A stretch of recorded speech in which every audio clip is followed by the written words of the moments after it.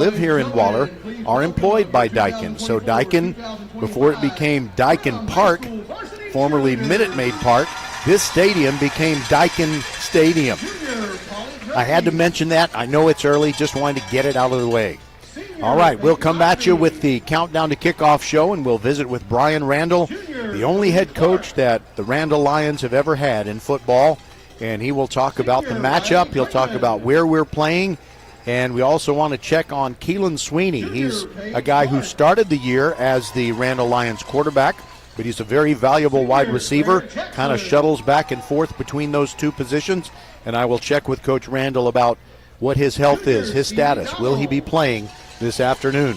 By the way, high atop Daikin Stadium, I can see a long string of cars coming in to the visitor side. So those are folks from Randle, and I hope they get their butts in their seats before the kickoff, which is coming in about 12 minutes from now. We'll step aside and be back with Coach Randle on VypeFortBend.com, your one and only broadcast home for Fort Bend County high school sports. Ooh, we got a question. Brian W. asks, it's the holiday season and I'm looking for deals. Is Xfinity having a Black Friday sale? Well, Brian, we got you covered. Get iPhone 16 Pro on us. Just ask us how. Plus, you can also get fast, reliable Xfinity Internet with a line of Xfinity Mobile Unlimited for a great low price. So don't wait. Bring home a new iPhone 16 Pro built for Apple Intelligence. And connect to reliable 5G and Wi-Fi speeds up to a gig on Xfinity Mobile. That's a big deal. More like a gig deal. Now through December 3rd, ask how to get the new iPhone 16 Pro on us with an unlimited Plus line. Plus, get Xfinity Gigabit Internet with free Wi-Fi equipment for only $25 a month for 12 months with no annual contract when you add unlimited mobile. Go to Xfinity.com/Black Friday sale to learn more. Restrictions apply. Taxes and fees extra. After promo, regular rates apply. Gig Wi-Fi requires Xfinity Gateway. Xfinity Mobile requires Xfinity Internet. Gig speeds available via hotspots to Xfinity Mobile customers only. Reduced speeds after use of monthly data included with your data option. Actual internet speeds and data thresholds may vary. Mark your calendars. Professional volleyball is coming to Houston in January 2025. Led by Houston's newest pro team, Love Houston Volleyball, get ready for non-stop action as some of the world's best players take the court. Featuring Olympic medalists Micah Hancock and Jordan Thompson, Love Houston is ready to compete for the season's first championship title. Get your tickets now for this historic first season. Visit lovb.com today. Volleyball is the next major league. Be the first to know. Sign up for the First Tire and Automotive email updates and be the first to hear about exclusive promotions and special offers. Plus, get a $10 off coupon for your next service just for joining. First Tire and Automotive always treats you like family and puts you first. $15 off your next battery purchase and $75 off service totaling $500 or more. Head to the website for even more specials and to set your appointment. FirstTireandAuto.com. First Tire and Automotive, supporting school and youth sports programs for over 26 years. Get to one of First Tire and Automotive's 4 convenient locations in Sugar Land and Cinco Ranch. FirstTireandAuto.com. Welcome to the Countdown to Kickoff show. Hope you enjoyed your Thanksgiving, but that's very much in the rearview mirror for the Randle Lions, who are taking on Brenham today. And it's time to talk with their head coach, the only one they've ever had, Brian Randle.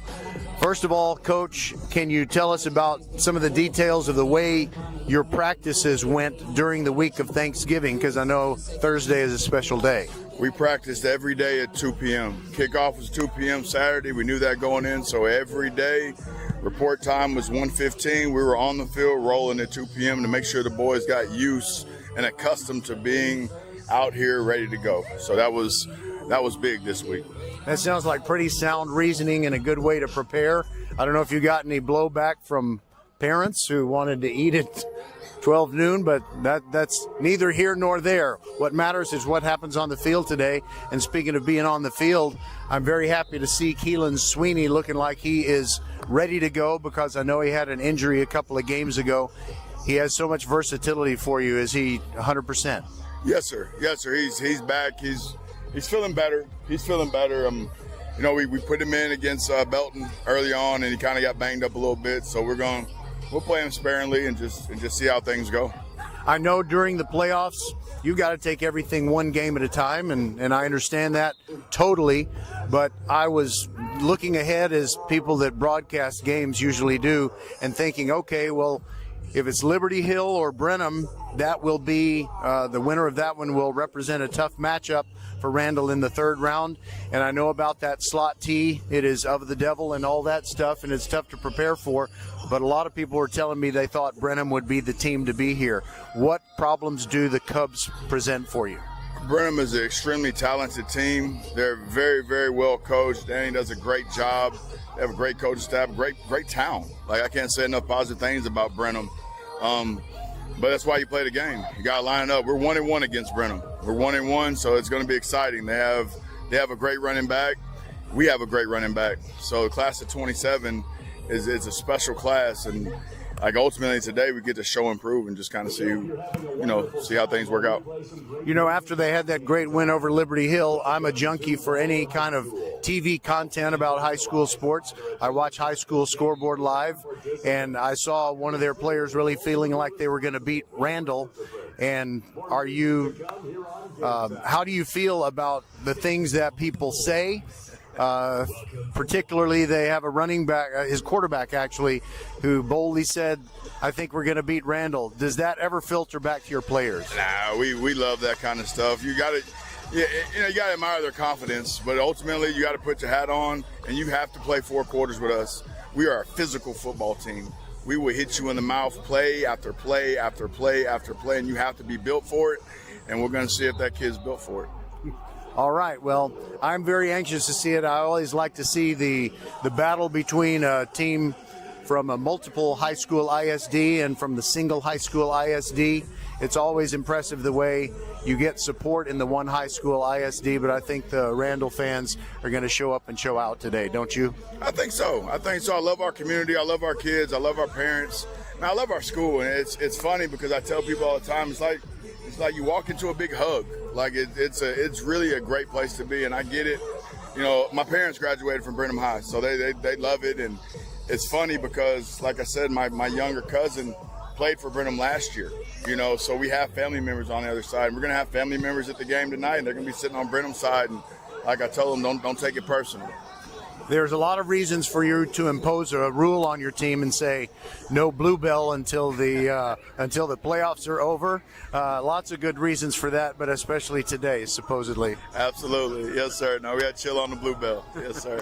Yeah, you don't want anything slowing you down today. All right, thank you, Coach Randle. Great to talk to you, and hopefully we will be doing the same thing next week. Amen. Amen. All right, the Countdown to Kickoff show continues. This is VypeFortBend.com, your one and only broadcast home for Fort Bend County High School sports. And at this point, all we have left in the world is our Randle Lions. Great seasons for Fulshire and Marshall and several other teams in Fort Bend ISD and Lamar Consolidated ISD, but it is down to the Lions. So the Lions will try to get the victory today, and then if they can get 3 more after that, then we'll be partying like it's 1999. This is VypeFortBend.com. Glad to have you with us. We'll be right back.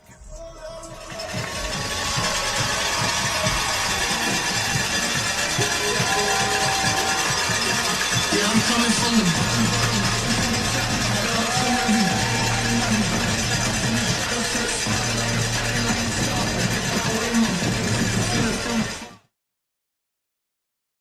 A game without a crowd is just a scrimmage. A performance without an audience is just a rehearsal. Without your presence, high school sports and the performing arts aren't possible. Ensure that these essential extracurricular activities continue to enrich the lives of students in Texas. Purchase a ticket to your local high school's game or performance. This message presented by the UIL and the Texas High School Athletic Directors Association. Attention football fanatics, don't miss out on the opportunity to be a part of Texas football history where dreams are realized, legends are born, and where unforgettable moments unfold before your very eyes. Mark your calendars for the UIL State Football Championships, December 18th through 21st at AT&T Stadium in Arlington, where the best teams from 6-man to 6A leave it all on the field in the hopes of being a champion. For the latest updates and ticket information, head over to uiltexas.org/football. Again, that's uiltexas.org/football. We'll be right back.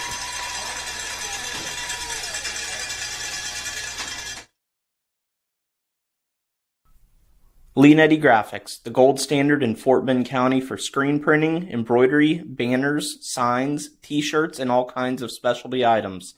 Whatever you need to advertise or show school spirit, team spirit, or company spirit, nobody does it better than Leonetti Graphics. We started creating our products in an apartment 23 years ago, and now our state-of-the-art facility in Stafford has everything to make your vision come true. Call your friends at Leonetti Graphics, 281-499-4959. Leonetti Graphics, the official banner provider for VypeFortBend.com.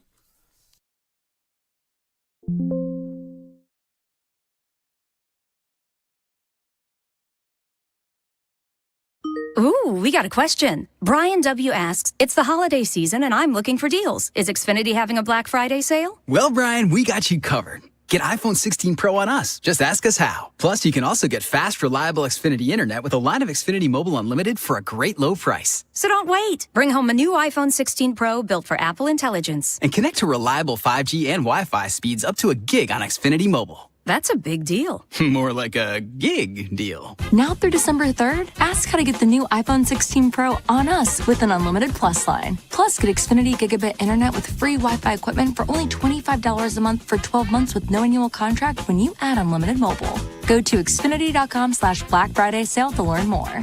Restrictions apply. Taxes and fees extra. After promo, regular rates apply. Gig Wi-Fi requires Xfinity Gateway. Xfinity Mobile requires Xfinity Internet. Gig speeds available via hotspots to Xfinity Mobile customers only. Reduced speeds after use of monthly data included with your data option. Actual Internet speeds and data thresholds may vary.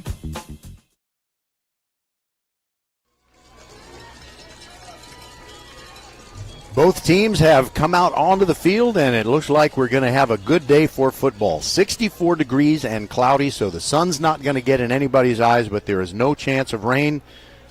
Just cool enough to get the fans in the stands wearing their hoodies, maybe a little something on their head, but other than that, totally comfortable for playing football. Jim Sartwell is our referee today. He's from a San Antonio chapter of TASO, the Texas Association of Sports Officials, and he's waiting in the middle of the field, waiting for the captains to come out and join him. So the captains for your Randle Lions: Sherrod Rivas, Chase Sims, Chris Taylor, and Christian Munguia. Christian the kicker, and he is a prolific kicker. He can make it from 50 plus. So if the Randle Lions ever desperately need a field goal to win a playoff game, he is the guy. So this is the ceremonial coin toss. It usually takes place about 45 minutes before they have this one that everyone is looking at, and the coaches are typically the ones that do that. Randle has won the toss. The first and second half. So Brenham is going to get the football first, and they will be at the south end of the field here at Waller. Again, Randle won the toss. Defer their option to the second half. Brenham elects to receive. Will do so at the clock. Thank you, Mr. Sartwell. And so your Randle Lions wearing the very plain white helmets with a single black stripe down the middle. Kind of look like Penn State helmets, except Penn State's is a very dark navy blue. And Randle wearing the black uniform pants, no stripes, just solid black, that's it. And the white jerseys with the black numerals. Christian Munguia will kick off. Deep to receive for the Cubs, Cartel Brown and Jabrion Moore. And they are standing near the 15-yard line. I think they realize that Munguia is just going to bang it through the end zone. There is no wind whatsoever, at least when I look at the American and Texas flags at the south end. Nothing moving at all. Brenham wearing the white uniform pants and the Kelly green jerseys with the white helmets. And we are ready to play football. Munguia gets his foot into the ball. He bangs it into the end zone on the fly, and it'll be a touchback. The Brenham's offense is led by Zyron Upshaw, listed as both the quarterback and a wide receiver. And last week on their coverage of their win over Liberty Hill that appeared on High School Scoreboard Live, which is now on FanDuel. They used to have it on Bally Sports Southwest. Now it's on FanDuel. Well, he boldly said that he felt like his team could beat Randle, and we will see how it goes. So Upshaw is standing in the shotgun formation.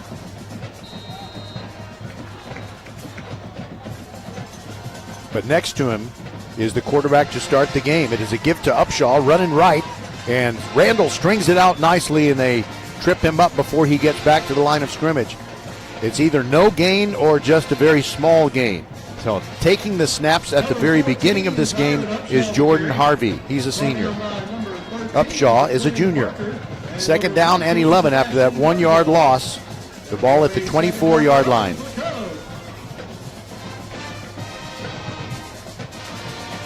That's the Randle band across the way on the east side stands. Those are the visitor stands. Brenham is the home team wearing the dark jerseys. They're going right to left in this first quarter, and they have the ball on the far hash. Harvey sends Upshaw in motion, looks that way, now throws, and it's caught for a first down. Brenham gets it out to the 42-yard line. Quick strike to Chris Guidry, junior wide receiver. It moves the sticks. That's a first down. Think of First Tire and Automotive for all your car care needs. Check them out at firsttireandauto.com. Brenham has multiple assistant coaches who step out onto the field and give the signals. Only one of them is giving the real signals to Jordan Harvey.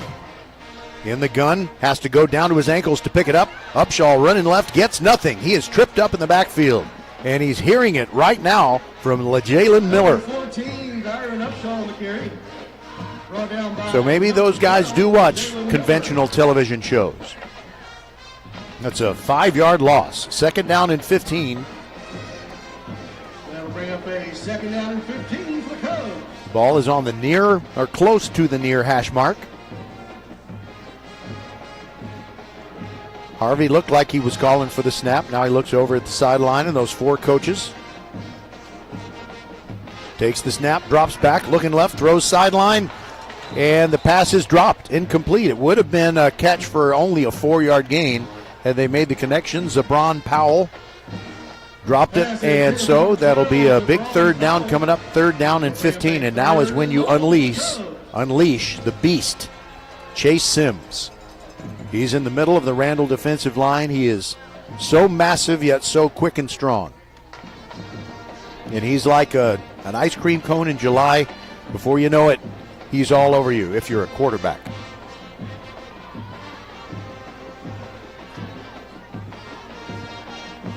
There goes Upshaw in motion, and Harvey drops back, throws a slant. It is tipped and incomplete. Nearly an interception from Ryan Mallory of Randle. And it's going to be a punt situation for the Cubs. So we got our first look at the Brenham Cubs on offense, and now it'll be time for Randle to show what they can do with their hands on the football. DeCorian Rubin and Sean Smith back to receive the punt.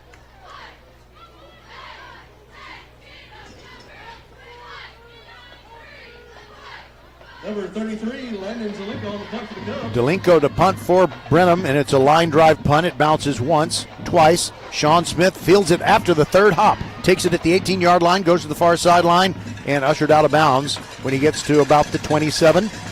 Hustling down to make that stop for Brenham, Hagan Frank.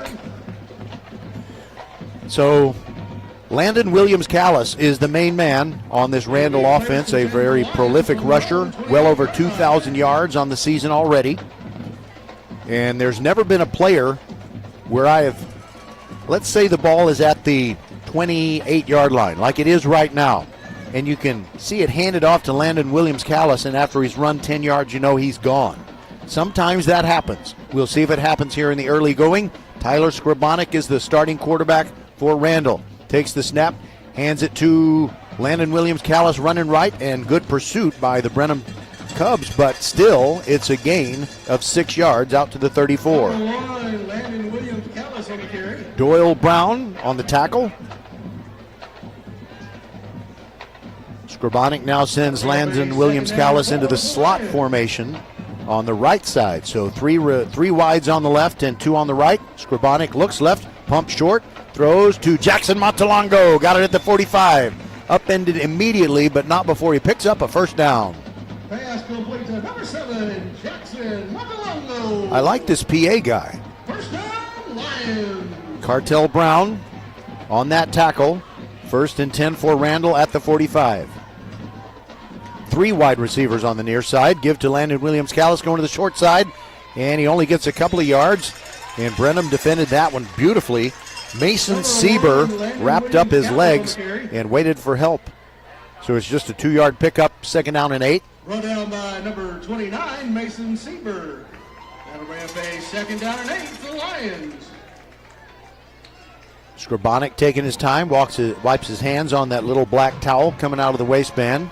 Steps up, perhaps audibilizing. Ball on the 47-yard line. Now he moves Williams-Callis over to his left. And he sends a man in motion.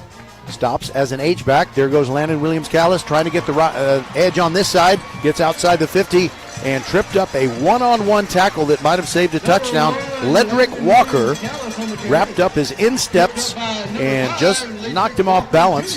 So he ends up picking up 5 yards. So it's going to be 3rd down and 3 at the 48-yard line of Brenham.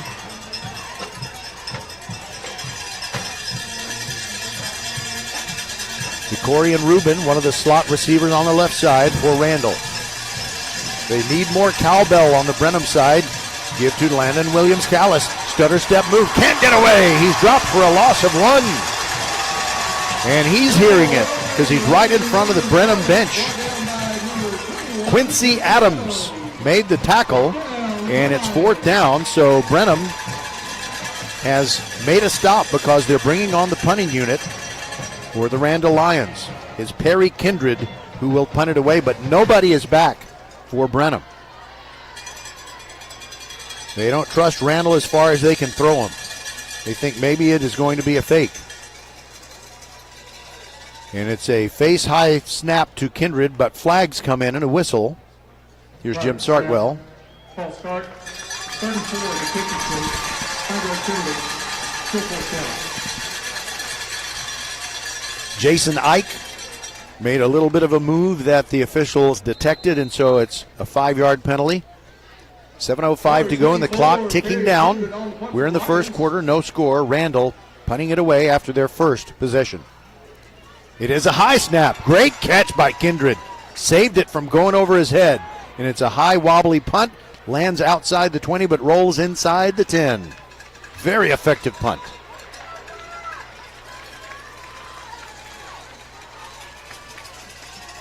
I'm counting by 10s. That punt will be down at the 10-yard line. It'll be 1st and 10 for the Cubs. A 39-yard punt with no return. Excellent job by Kindred. That could have been disaster. The snap came in kind of high, but he reached up and grabbed it with one hand, yanked it down, and took a one-step approach to the punt.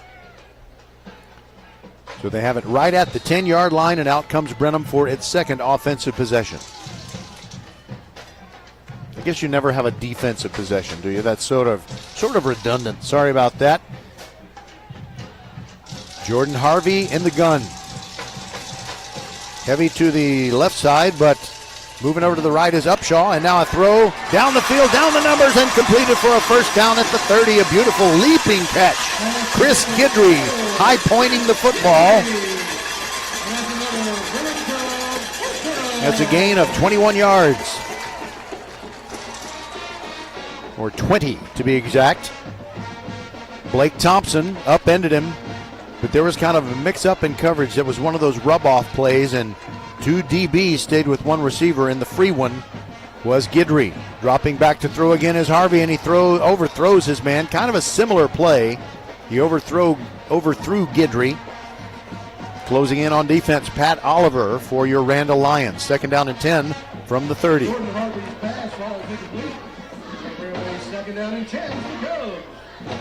Already this is a far cry from the first round playoff game that we broadcasted for you. Randle defeating Belton 63-7. That game was like a Tyson fight. All right, Harvey hands it off on the delay to Upshaw. Can't get very far. He does get out of the backfield. He only gains 1 yard. Ryan Mallory wraps him up. 3rd down and 9 coming from 31 for the Brenham Cubs. Brenham defeated Liberty Hill last week 30-27. Liberty Hill is a team that has made it to the state championship game within the last 3 years. They have that slot T offense. Very, very, very tough to stop. It's tough to figure out. And then once you figure it out, even then, it is hard to stop. Play clock at 6. 3rd down and 9. Dropping back is Harvey. Steps up in the pocket. He's hit by a corner blitz. Down he goes. Sacked at the 20-yard line. They might give him forward progress to something better. In fact, they are going to say that he was hit at the 24. But that's a loss of 6. And coming in off the edge, it was Perry Kindred, the guy who punts for the Randle Lions. Landon Zelenka comes on, and he will punt for the second time. Sean Smith and DeCorian Rubin are deep. There's a lot of distance between the two of them. Brian Randle really wants to get a return on this punt, but that's a beautiful high-hanging kick, and it is caught at the 35. Sean Smith starts right, goes back to the left, gives up some ground, gives up more ground, and ends up getting tackled inside his 30 at the 28. He kept trying to find some daylight by zigging and zagging, but the dance didn't get a positive response. They do say that he was hit when he was at the 29. Okay, that's where they're going to start this drive. No score, Randle and Brenham. 4:39 to go in this first quarter. Skrabonic with 2 receivers on his left and a tight end. And a wide out on the near side, but he gives it up the middle. Landon Williams-Callis pops through. Secured after he gains 5 yards to the 34. Landon Williams-Callis on the carry. Brought down by number 0, Caleb. And on the stop, Caleb Espinosa of Brenham. Second down and a long 5 coming up. Skrabonic whispering a little something into Callis's left ear, or his right ear, rather.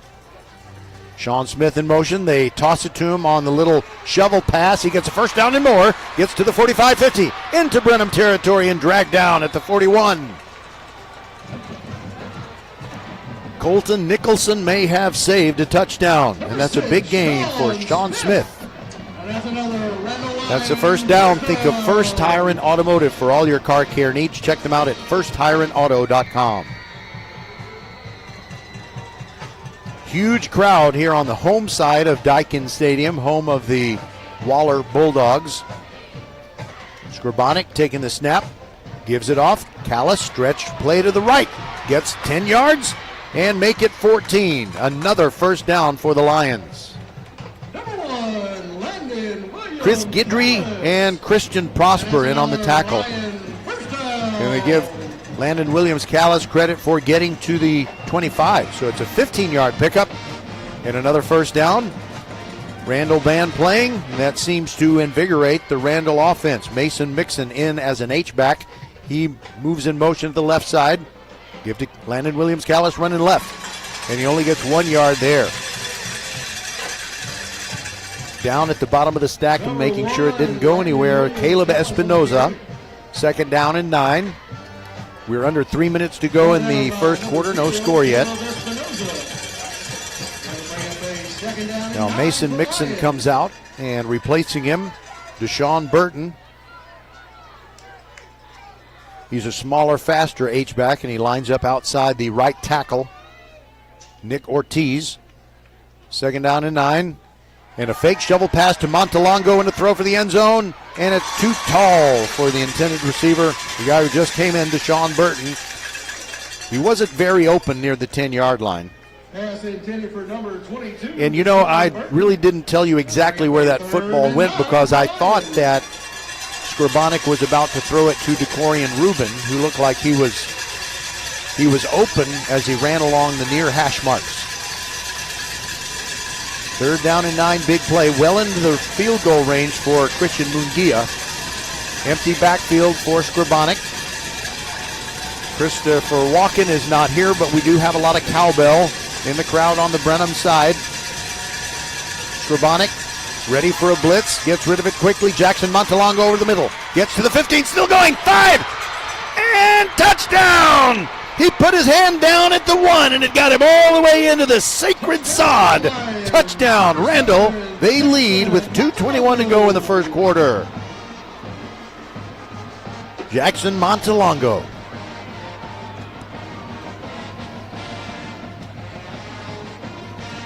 His dad, Mr. Montalongo, has been having health problems and unable to serve as principal the way he normally does.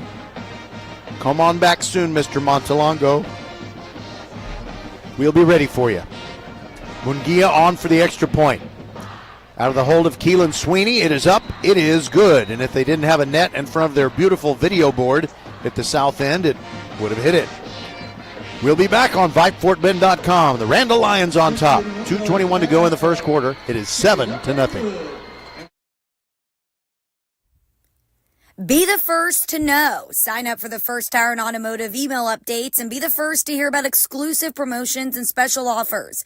Plus, get a $10 off coupon for your next service just for joining. First Tire and Automotive always treats you like family and puts you first. $15 off your next battery purchase and $75 off service totaling $500 or more. Head to the website for even more specials and to set your appointment. FirstTireandAuto.com. First Tire and Automotive supporting school and youth sports programs for over 26 years. Get to one of First Tire and Automotive's 4 convenient locations in Sugar Land and Cinco Ranch. FirstTireandAuto.com.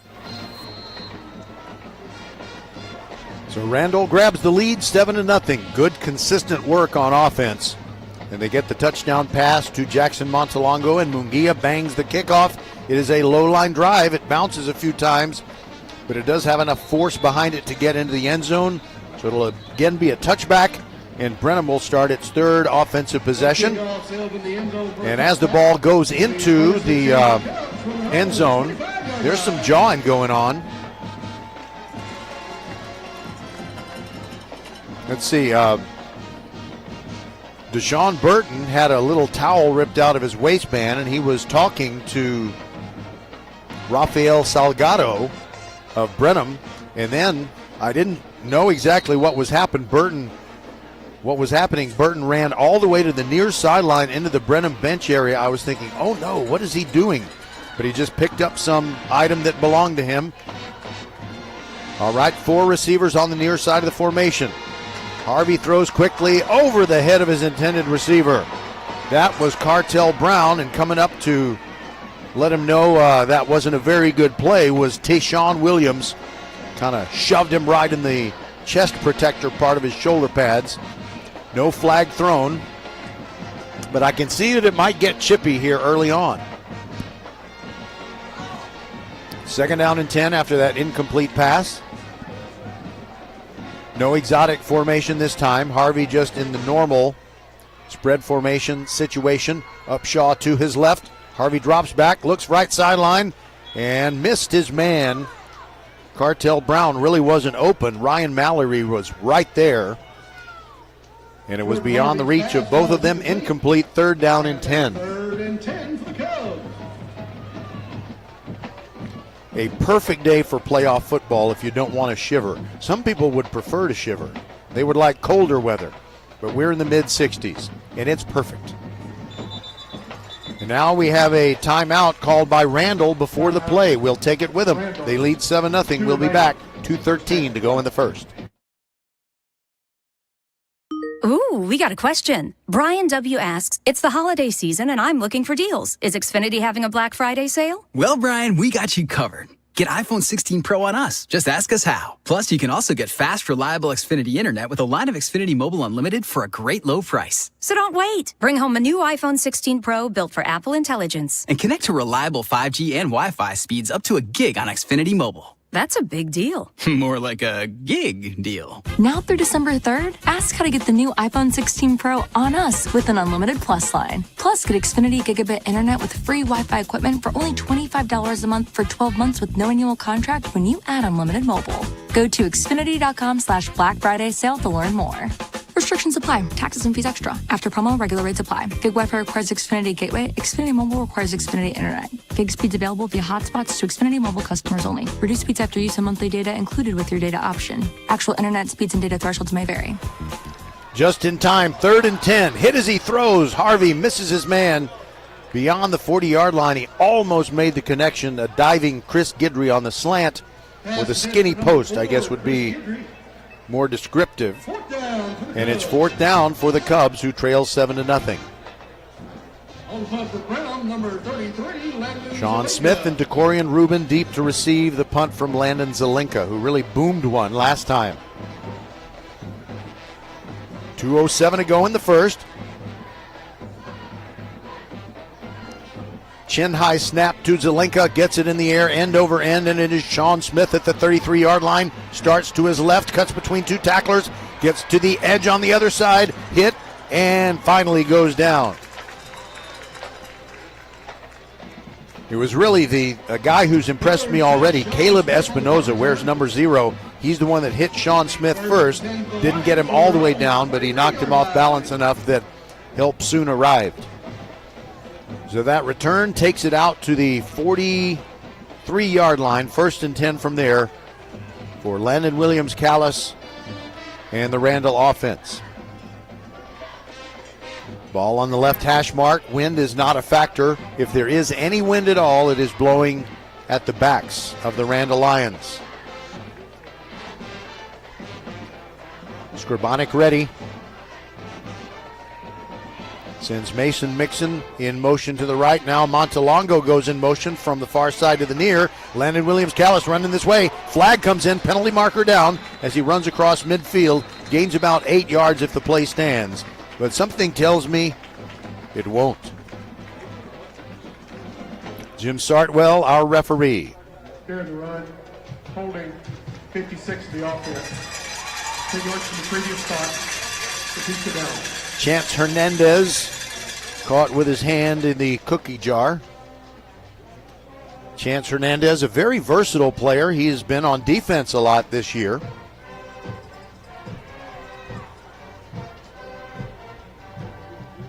Smoke on the water. That's a good one. The guys from the home of Bluebell Ice Cream, the Brenham Cubs, go on defense again from the 33 after the penalty. There goes Keelan Sweeney up the middle. Keelan Sweeney, who started the season as a quarterback, shifted to receiver. He's very agile and quick, and he got injured in that playoff game against Belton, but he's back on the field, and he carries up the middle for 9 yards.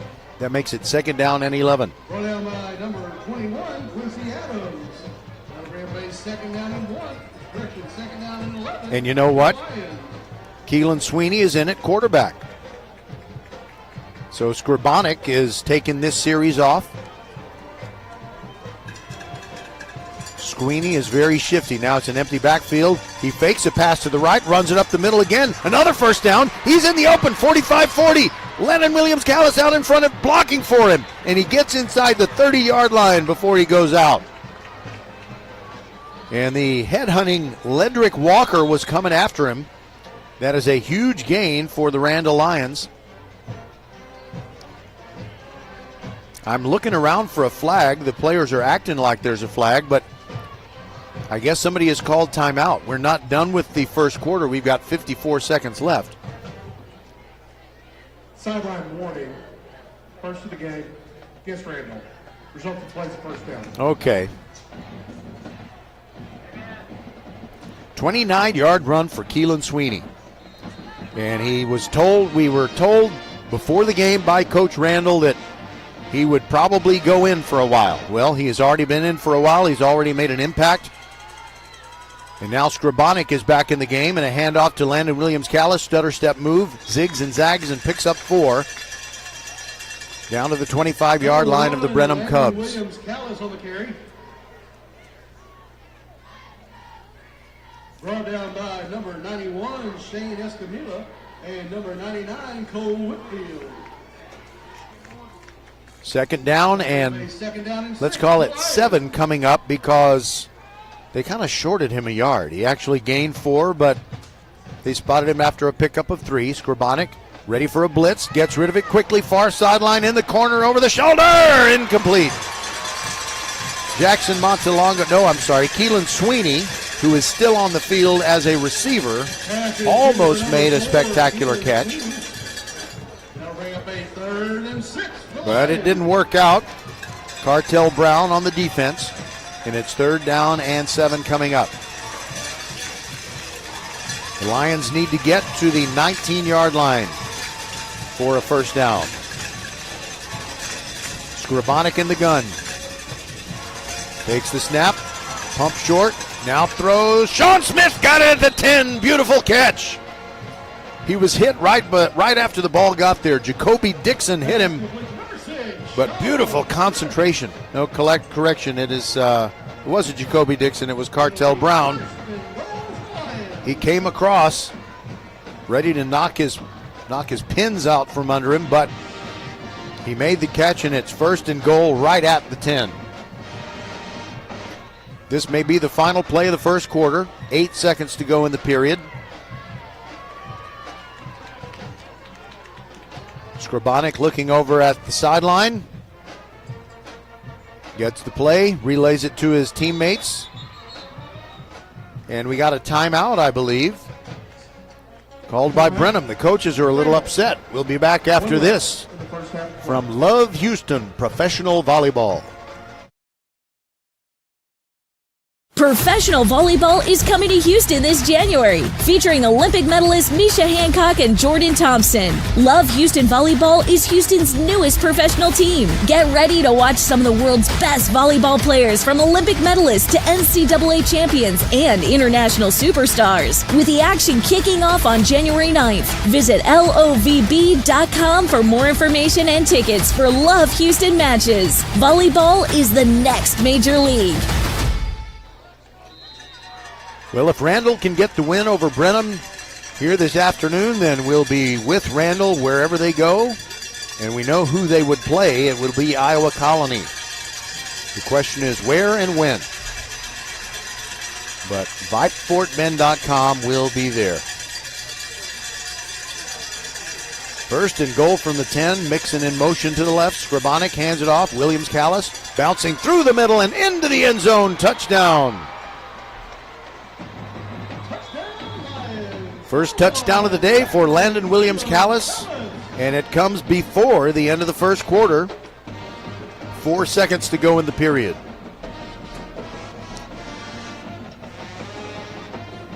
Well, Brenham putting up a great fight. They're playing very sound defense, but there are things that the Lions are capable of doing that soundness of your defense is just not going to necessarily do the trick. Sweeney holding for Munguia. Kick is in the air. Kick is good. 14-0. Randle on top. 4 seconds to go in the first. Be the first to know. Sign up for the First Tire and Automotive email updates and be the first to hear about exclusive promotions and special offers. Plus, get a $10 off coupon for your next service just for joining. First Tire and Automotive always treats you like family and puts you first.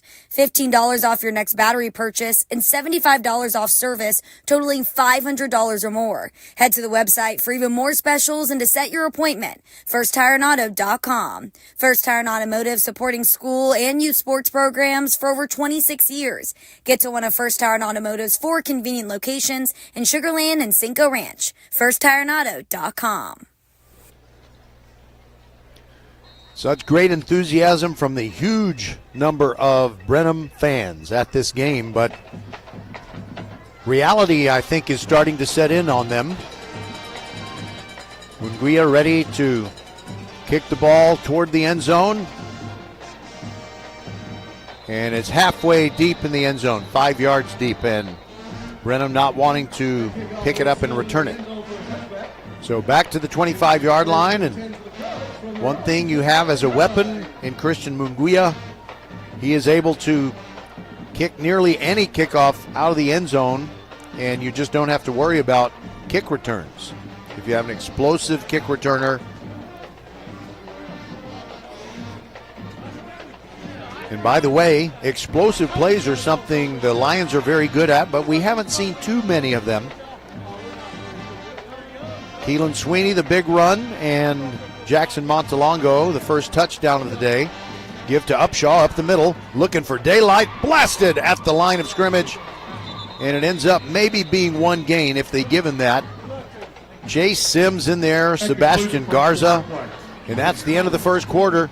14-0 Randle, looking good, trying to get that matchup, a second one of the year with Iowa Colony. We'll be back on VypeFortBend.com.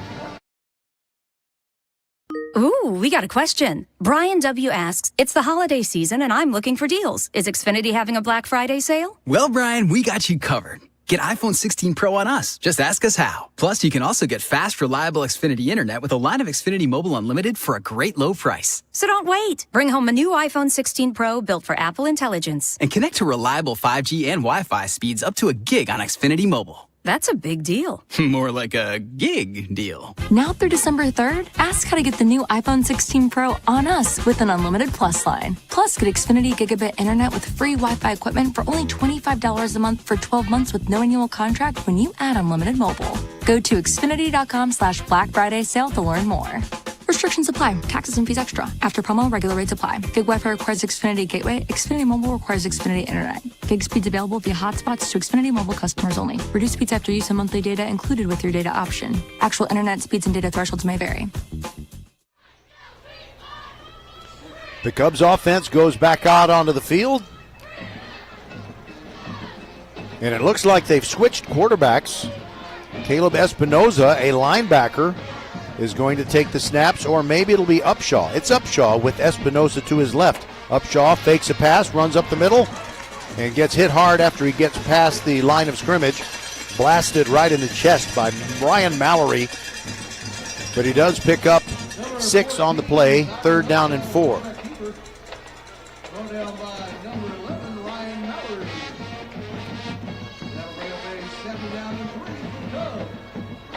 In this second quarter, Brenham now moving from left to right.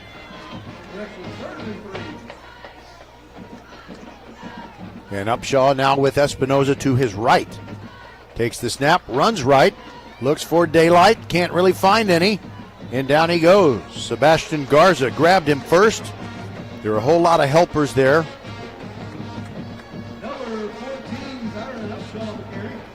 Kerry Spires got in there too. And we've just played 1 minute of this second quarter, and it's 4th and 1, and I think Brenham's going to go for it. They're at their own 34, but they're down 14-0.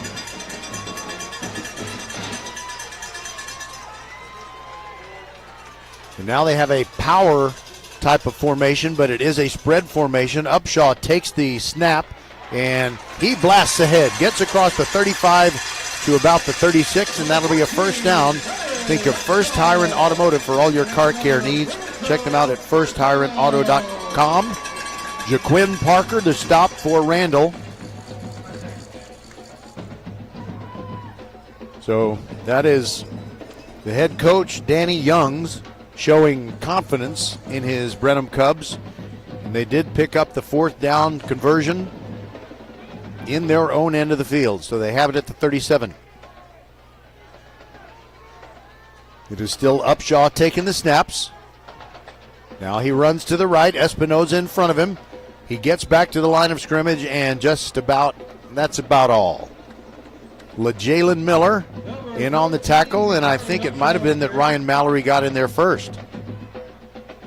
Brought down by number 59, Chase Sims. Well, the PA guy thought it was Chase Sims, but you know Chase Sims is in on just about everything. Defensively for Randle.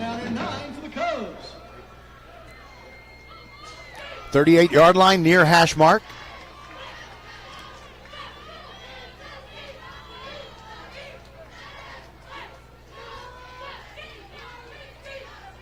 All right, Upshaw in the spread.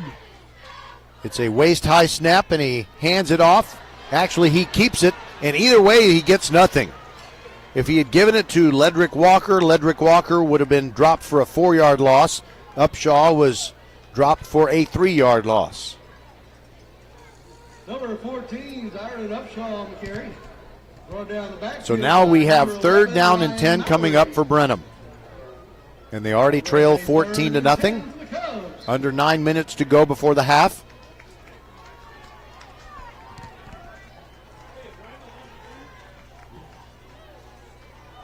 All right, Harvey's back in there. Jordan Harvey taking the snaps. Gets rid of it quickly. Gets a completion near the 40. Broken tackle, but not enough to get the first down. Chris Guidry made a good effort, but there was a pride of Lions surrounding him. Pat Oliver. So it's 4th down and 4 now, and Brenham still in their own territory at their own 43-yard line. The offense looking over at the coaching staff, and I think they're going to go for it again. Little personnel switch. Cameron Hippolyte comes on for the Randle Lions. 4th down and 4. Harvey has 2 receivers on his right. Now we have a whistle and a timeout taken by the Brenham Cubs. We'll take it with them. This is VypeFortBend.com. A game without a crowd is just a scrimmage. A performance without an audience is just a rehearsal. Without your presence, high school sports and the performing arts aren't possible. Ensure that these essential extracurricular activities continue to enrich the lives of students in Texas. Purchase a ticket to your local high school's game or performance. This message presented by the UIL and the Texas High School Athletic Directors Association. Attention football fanatics, don't miss out on the opportunity to be a part of Texas football history, where dreams are realized, legends are born, and where unforgettable moments unfold before your very eyes. Mark your calendars for the UIL State Football Championships, December 18th through 21st at AT&T Stadium in Arlington. The best teams from 6-man to 6A leave it all on the field in the hopes of being a champion. For updates and ticket info, head over to uiltexas.org/football. Again, that's uiltexas.org/football. Well, during the timeout, Brenham thought about it, and they decided to punt on 4th and 4 from their own 43. So it's Zelenka. Waist-high snap, gets it away. End over end kick, bounces once, and fielded on a hop by Sean Smith. Starts to his right, gets to the 20, 25, far side, outside the numbers, 40, 45, 50. He may go! He's going down the sideline! I'm scanning the field for flags. I don't see any. Touchdown, Sean Smith! And he gets off the field first before taking off his helmet. Now he's celebrating. Big kick return by Sean Smith. And that's a real gut punch for Brenham.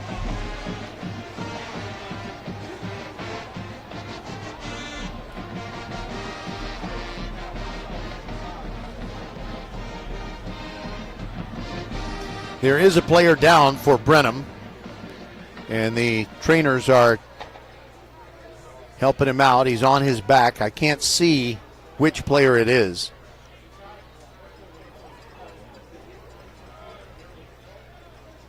You know, it may actually be the punter, Zelenka. The first number on the jersey is a 3. And he would have been the tackler of last resort.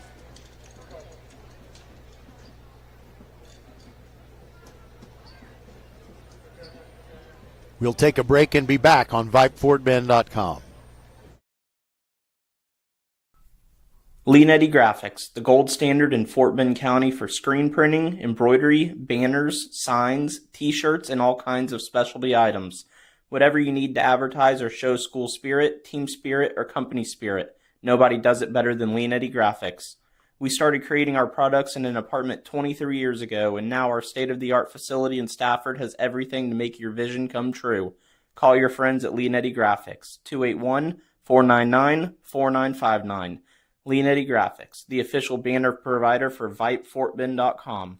Mark your calendars. Professional volleyball is coming to Houston in January 2025. Led by Houston's newest pro team, Love Houston Volleyball. Get ready for non-stop action as some of the world's best players take the court. Featuring Olympic medalist Misha Hancock and Jordan Thompson. Love Houston is ready to compete for the season's first championship title. Get your tickets now for this historic first season. Visit lovb.com today. Volleyball is the next major league.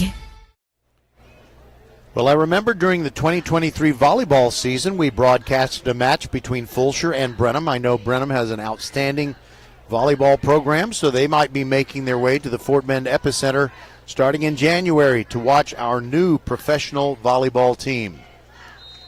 lovb.com is where you get information about how to get tickets to see the new Major League. Munguia, by the way, made the extra point, and he flew it over the net and over the roof, the field house at the north end. I can't see the football, but I'm sure someone will be able to find it. All right, our new score, 21-0. Randle making it look very routine against these Brenham Cubs as we continue on VypeFortBend.com. Ooh, we got a question. Brian W. asks, it's the holiday season and I'm looking for deals. Is Xfinity having a Black Friday sale? Well, Brian, we got you covered. Get iPhone 16 Pro on us. Just ask us how. Plus, you can also get fast, reliable Xfinity Internet with a line of Xfinity Mobile Unlimited for a great low price. So don't wait. Bring home a new iPhone 16 Pro built for Apple Intelligence. And connect to reliable 5G and Wi-Fi speeds up to a gig on Xfinity Mobile. That's a big deal. More like a gig deal. Now through December 3rd, ask how to get the new iPhone 16 Pro on us with an unlimited Plus line. Plus, get Xfinity Gigabit Internet with free Wi-Fi equipment for only $25 a month for 12 months with no annual contract when you add unlimited mobile. Go to Xfinity.com/Black Friday sale to learn more. Restrictions apply. Taxes and fees extra. After promo, regular rates apply. Gig Wi-Fi requires Xfinity Gateway. Xfinity Mobile requires Xfinity Internet. Gig speeds available via hotspots to Xfinity Mobile customers only. Reduced speeds after use and monthly data included with your data option. Actual internet speeds and data thresholds may vary. All right, so on the kickoff that followed the touchdown, Munguia hit it 4 yards deep into the end zone, and Jabrion Moore decided to bring it out, and he only got to the 15-yard line. Cedric McClintock hit him first for the Randle Lions. He didn't bring him all the way down, but after that hit, Moore was kind of staggering, and he ran in to help. So it is 21-0 after the long punt return by Sean Smith. Randle on top of Brenham. They go back to Harvey at quarterback, hands off to Upshaw, running right. Tries to get over right guard, but there's just a big mass of white jerseys right there, and nothing is happening. And by the way, Ryan Mallory came out of there with the football in his arms and said, I grabbed it. And now Upshaw is limping and making his way off the field, favoring his right ankle. And he's replaced by Ledrick Walker. By the way, it was Landon Zelenka who was the injured player on the punt return. And he came off the field, had to be helped. And he was favoring his left knee, it appeared.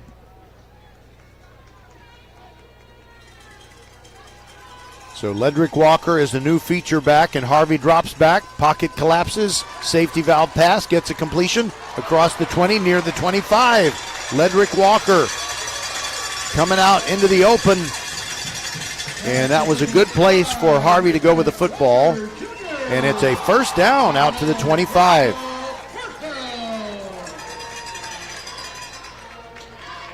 Got just what he needed to move the sticks. That's a first down. Think of First Tyron Automotive for all your car care needs. Check them out at firsttyronauto.com.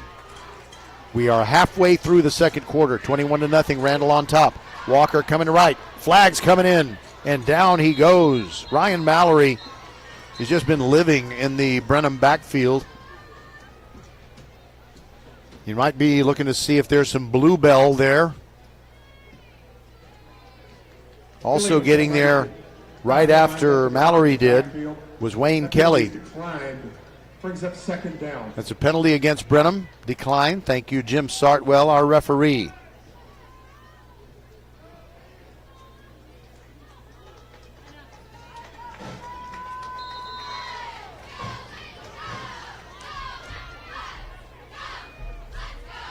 Well, we figure that if Randle gets the win here today and they face Iowa Colony next week, it's got to be somewhere in Houston or suburban Houston. Run to the right, Walker gives ground, gets nothing. I'll tell you what, that's suffocating Randle defense. Jaquin Parker getting there and Sherrod Rivas finishing the tackle. It's a loss of 6 yards, and it's going to be 3rd and 16. And number 3, Sherrod Rivas. That'll be a 3rd and long. Randle just very solid in every area. It just seems like there's no avenue for Brenham to get an explosive play.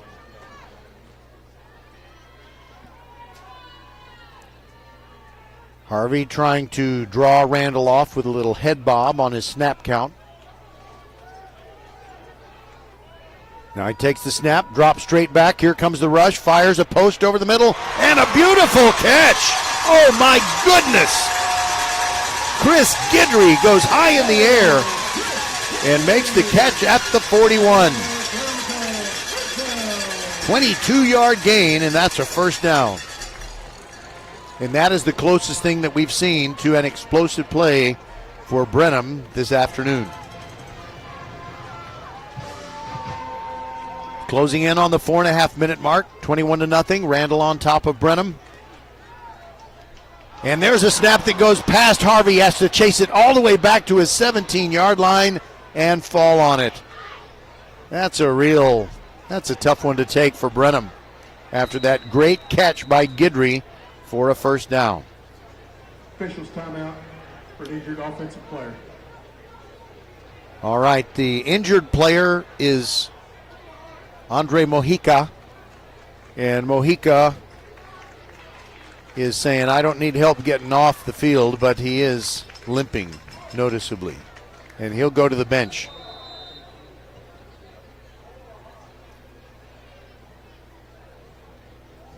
You have another substitution.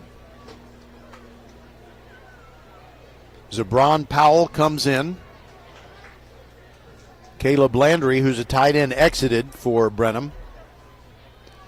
So, wow, it is 2nd down and 33 after that bad snap. Harvey pumps short, throws a short one, almost intercepted. Incomplete near the 20, but it could have been Jaquin Parker getting a pick 6 out of it. Incomplete, makes it 3rd down and 33 with 3:49 to go in the half. So assuming that Randle doesn't commit a penalty to bail Brenham out, we'll probably have a punting situation after this 3rd down play. And Randle certain to get decent field position.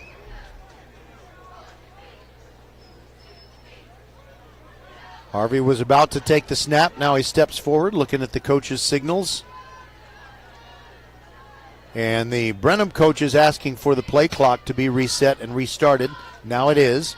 Now they signal in the play. And dropping back is Harvey, steps up in the pocket, moves to his right, and throws to an open area, incomplete. And a flag does come down. I think we get roughing the passer. I think the Randle Lions hit Harvey after he delivered the football. And it's either going to be LeJalen Miller or Eric Strickland. Yes, they're foul, roughing the passer, number 12 of the defense, 15-yard penalty, automatic, first down. Yes, it was LeJalen Miller. So much for the punt scenario where Randle gets great field position. That's an automatic first down on the personal foul, roughing the passer. So it's now Brenham ball at the 33 with a fresh set of downs. And Harvey's okay, by the way. Ready to run the next one. 2 receivers in a slot on the near side. Harvey throws toward the sideline. A little hitch pass, but just a short gain. He found Jabrion Moore, but Sebastian Garza wrapped up his legs real quick, spun him down. That ends up being just a 1-yard gain. 2nd down and 9.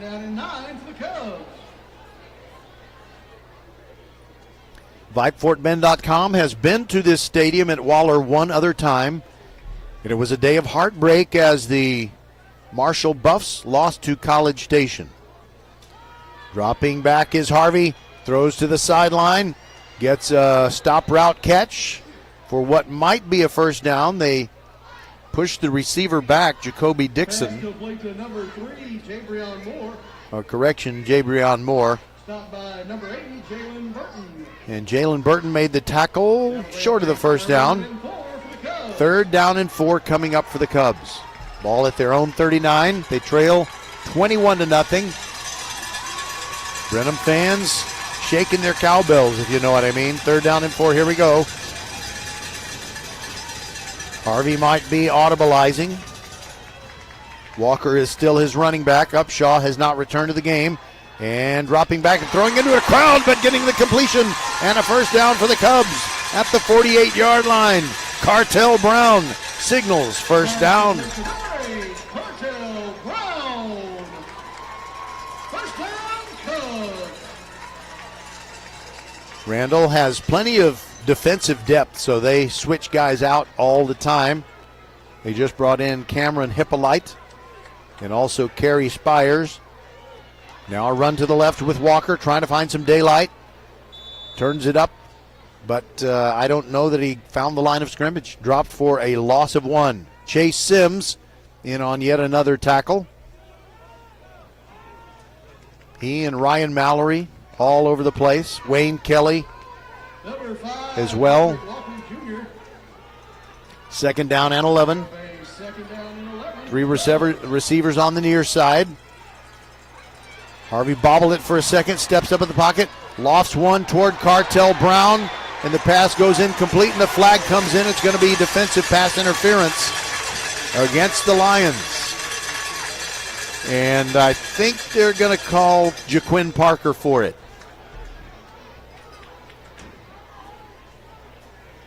This is the Cubs' best drive of the game. Pass interference. Defense number 21. They actually called it against Pat Oliver. And I think that was well done, actually, by Brown. You know, he was kind of, he initiated the contact, but he's got enough experience where he was able to kind of figure out how to kind of bump into the defender and make sure the defender got blamed. 1st and 10 at the 38 of Randle. And a razzle-dazzle play as they give it to Cartel Brown, but Randle figures it out, and it's a loss of 7. They were not fooling anyone. Corey Stewart got in the backfield and dropped Cartel Brown. That'll bring up a 2nd down and 15 for the Cubs. 5-yard loss, not 6. So 2nd down and 15. Last minute now, 47 seconds to go in the half, but before we get this play, we get a Brenham timeout. We'll take it with them on VypeFortBend.com. Professional volleyball is coming to Houston this January, featuring Olympic medalists Misha Hancock and Jordan Thompson. Love Houston Volleyball is Houston's newest professional team. Get ready to watch some of the world's best volleyball players, from Olympic medalists to NCAA champions and international superstars, with the action kicking off on January 9th. Visit lovb.com for more information and tickets for Love Houston matches. Volleyball is the next major league. We'll have all kinds of scores for you at halftime on VypeFortBend.com. Game clock operator, please reset the game clock to 47 seconds.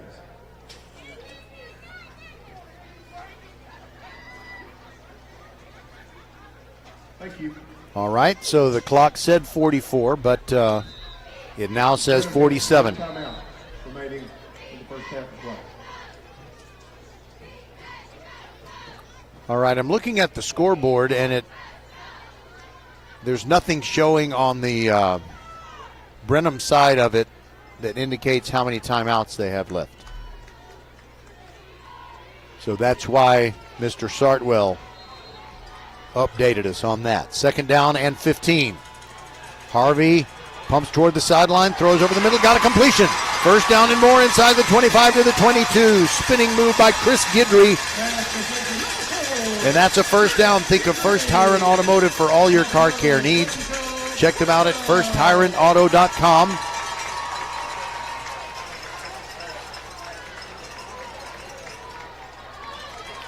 Guidry, one of the two receivers in a slot on the right side.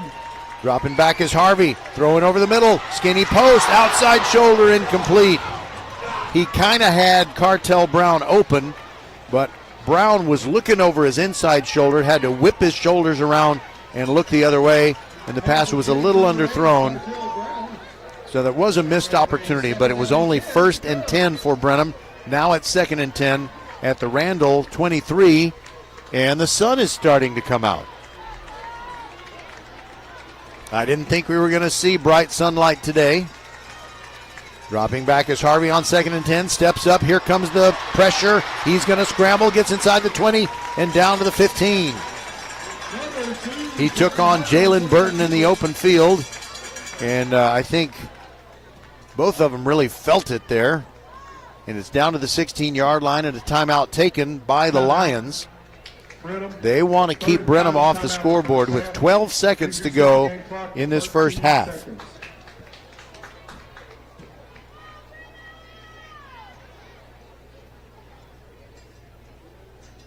By the way, if you got to be a real old timer to remember this, but Brenham, long ago in the mid-'80s, I believe, had this amazing high school pitcher named John Peters. And I think back before we knew as much about taking care of a teenage arm than we do now. You know, I'm sorry. We know a lot more about it now than we did then. And Peters had some arm problems, and he was never able to fulfill his potential at the college level or in professional baseball. But what a pitcher he was for the Brenham Cubs. All right, 13 seconds on the clock. They added a second. And it's 3rd down and 3 coming up. Jordan steps up, avoids the blitz, throws late, over the middle, incomplete. Good coverage as Sherrod Rivas was following Cartel Brown. So now it's 4th and 3, and I think Brenham is going to send out their kicking unit. They just want to get something on the board.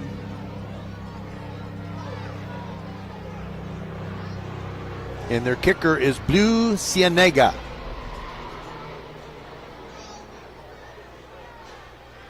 The holder, Tristan Shugart. It's a 33-yarder. And I think the kick was missed to the left. It's no good. By the way, I wasn't even sure that was a real play because nobody rushed the kick. Everybody just stood up. They just let it happen as if a whistle had blown. And the kick was hooked to the left by Cienega. So with 4 seconds left, it's going to be Randle football at the 20. The field goal, the missed field goal touchback is the 20. Just like the punt touchback. Different if it's a kickoff. But Randle has lined up in victory formation. Landon Williams-Callis is the tackler of last resort.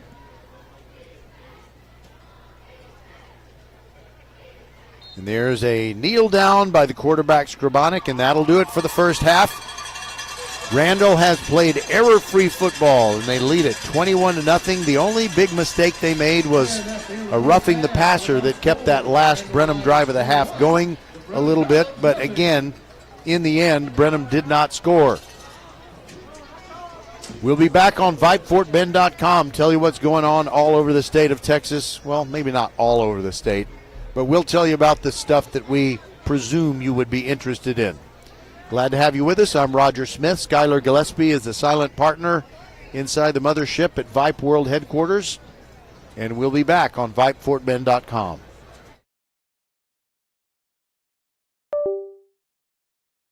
Ooh, we got a question. Brian W. asks, it's the holiday season and I'm looking for deals. Is Xfinity having a Black Friday sale? Well, Brian, we got you covered. Get iPhone 16 Pro on us. Just ask us how. Plus, you can also get fast, reliable Xfinity internet with a line of Xfinity Mobile Unlimited for a great low price. So don't wait. Bring home a new iPhone 16 Pro built for Apple Intelligence. And connect to reliable 5G and Wi-Fi speeds up to a gig on Xfinity Mobile. That's a big deal. More like a gig deal. Now through December 3rd, ask how to get the new iPhone 16 Pro on us with an unlimited Plus line. Plus, get Xfinity Gigabit Internet with free Wi-Fi equipment for only $25 a month for 12 months with no annual contract when you add unlimited mobile. Go to Xfinity.com/Black Friday sale to learn more.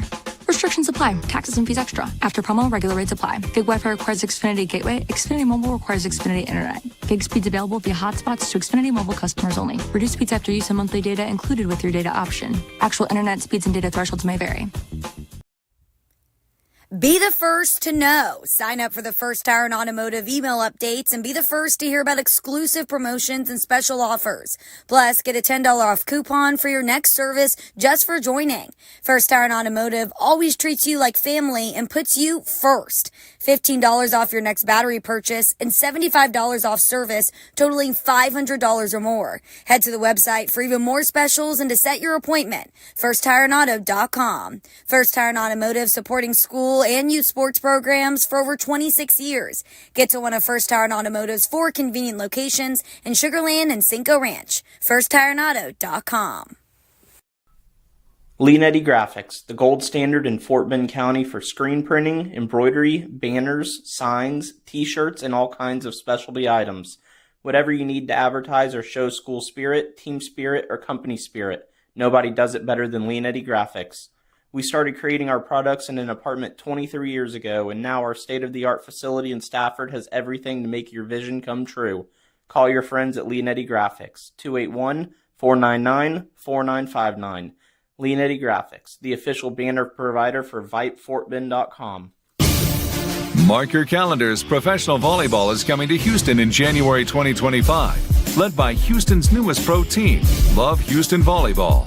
Get ready for non-stop action as some of the world's best players take the court. Featuring Olympic medalists Micah Hancock and Jordan Thompson, Love Houston is ready to compete for the season's first championship title. Get your tickets now for this historic first season. Visit LOVB.com today. Volleyball is the next major league. A game without a crowd is just a scrimmage. A performance without an audience is just a rehearsal. Without your presence, high school sports and the performing arts aren't possible. Ensure that these essential extracurricular activities continue to enrich the lives of students in Texas. Purchase a ticket to your local high school's game or performance. This message presented by the UIL and the Texas High School Athletic Directors Association. All right, while the Randle marching band and dance team is on the field entertaining everyone, we'll kind of talk to you about the week in Texas high school playoffs. And since this is the Thanksgiving week, and I know a lot of you are traveling or busy or haven't had a chance to really get caught up on what happened yesterday, we will start with yesterday, and I'm mostly going to include classes 5A and 6A, and mostly Region 3, which is where our Fort Bend County teams are affected, but there are a few Houston area teams that are in Region 2 of Class 6A, and I'll probably mention them a bit. All right, so let's start off with the game that we broadcasted yesterday, the afternoon game. Fulshear, what a great season and what a great effort, but they come up just a little bit short, losing 47-42 to Atascocita. So Atascocita is going to advance in the Class 6A Division I bracket, and they will play the same team that they play every year in their District 23 6A games. They'll take on North Shore because North Shore beat Katy. That game was at NRG Stadium. So as we move on in Region 3 in the Class 6A Division I bracket, it is Atascocita meeting North Shore, and North Shore beat Atascocita by scoring within the last 10 seconds of the game earlier this year. Wow, Atascocita is just such a great team, and yet it has been impossible for them to get past North Shore. They have made so many great efforts and come so close, and I just wonder, could it possibly happen this year? Now let's think about Class 6A Division II in the Region 3 bracket. And guess what?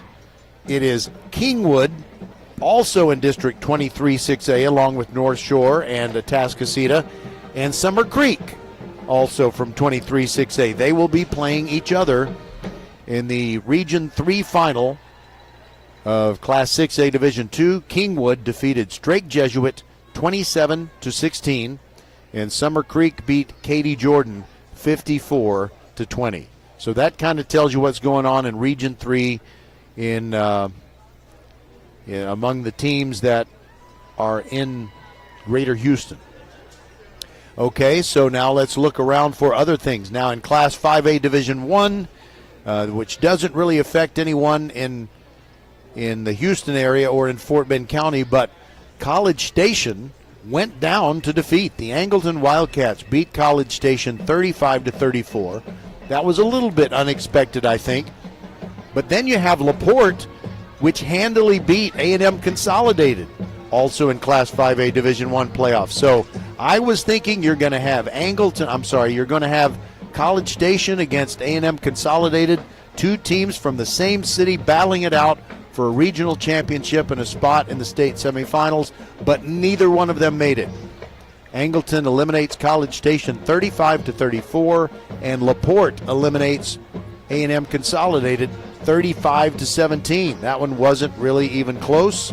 So who will be the best team to come out of Region 3 in Class 5A D1? And, well, I just don't know who that's going to be. But LaPorte and Angleton got to be proud. They'll play each other next week. So let's move on. Now, Fort Bend Marshall, we had our game coverage of them yesterday in a game that kicked off at 10 a.m. and Iowa Colony jumped ahead 14-0, and Marshall made it very interesting, getting within one score a couple of times, once within 3, once within 7, but they never took the lead, and they end up losing 31-21, and that's why Iowa Colony has scouts in the stadium today to watch Randle and Brenham, and it looks like the ones they need to watch are the Randle Lions, who lead 21-0 at the half. Okay, there was a real Donnybrook, a real slobber knocker, a great game played in Louisiana. Port Neches Groves defeated Texarkana, Texas High 31-28, so PNG advances. And they are going to play Dallas South Oak Cliff, which beat Marshall 35-7, not the Marshall Buffs of Fort Bend, but the Marshall Mavericks of East Texas. So you got PNG and South Oak Cliff playing each other for supremacy in Region 2 of Class 5A Division II. So just keep it straight. You got the Iowa Colony Pioneers taking on the winner of today's game in Region 3 of Class 5A Division II, and you got South Oak Cliff and Port Neches Groves in Division 2 of Class 5A, but Region 2. So there is a chance. Let's say these Randle Lions make it all the way to the state championship round. They could possibly face PNG. They could possibly face South Oak Cliff, and they could possibly face someone from Region 1. But Randle will have to defeat someone from Region 4 first in the state semifinals. Just because I like to say their nickname, I'm going to mention the Port Lavaca Calhoun Sand Crabs. They lost to Lavernia 24-21 yesterday in playoffs, and I also mentioned Stafford because Stafford is a very unique school in Fort Bend County in the city of Stafford, and they're not Stafford ISD, they're Stafford MSD. As a result of the settlement of a lawsuit a few years ago, it is Stafford Municipal School District, and they had a great season. They knocked out Longview Pine Tree last week, but the Stafford Spartans lost to Tyler Chapel Hill 28-3, so their wonderful season is over, but a great season for the Stafford Spartans. All right, so that's going to wrap up what happened yesterday, and we'll tell you what's going on today here on VypeFortBend.com. We've got it at halftime, and it is 21-0. The Randle Lions are on top of the Brenham Cubs. We'll be back with more on VypeFortBend.com right after these messages.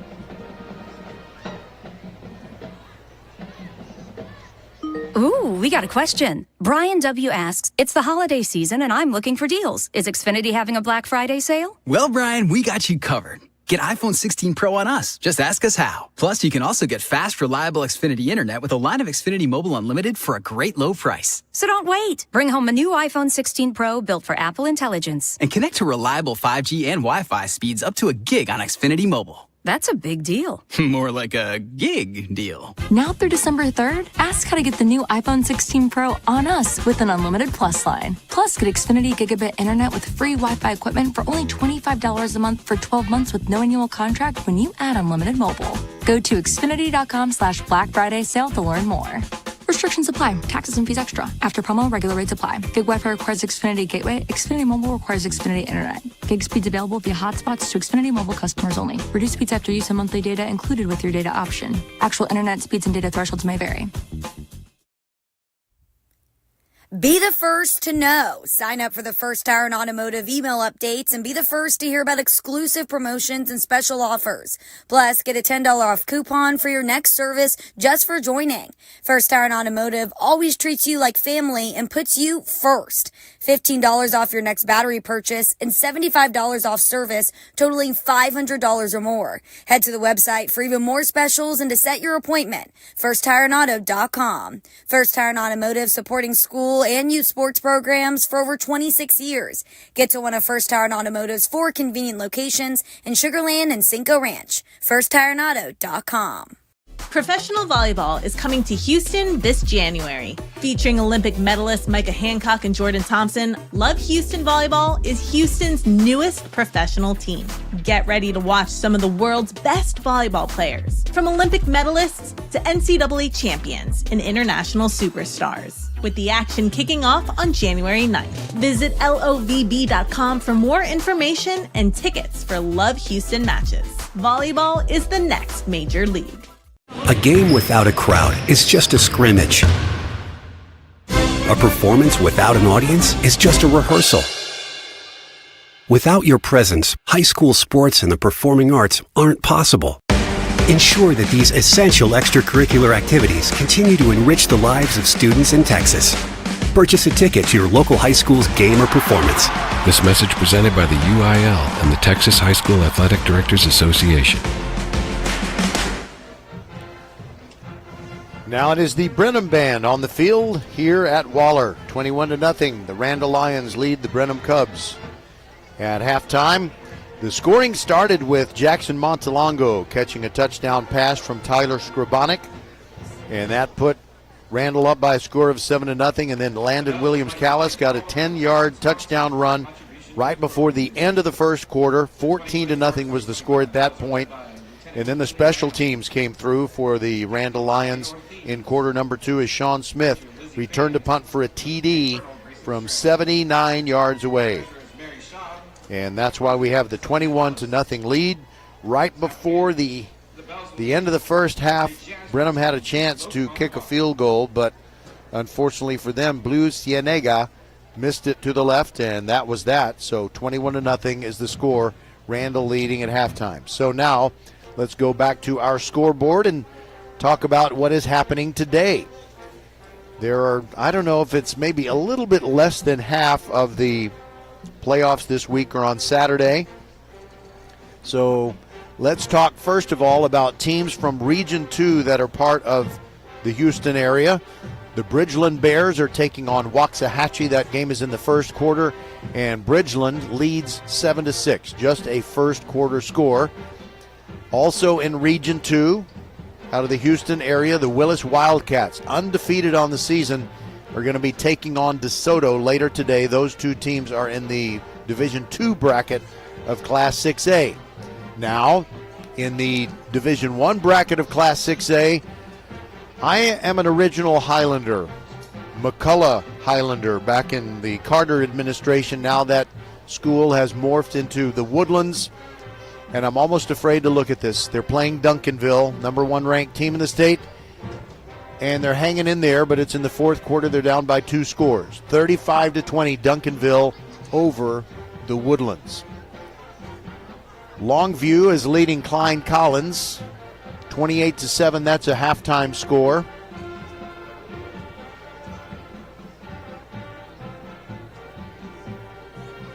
And I think that's really all that we have to report, at least at this point, among games that are happening today in classes 5A and 6A.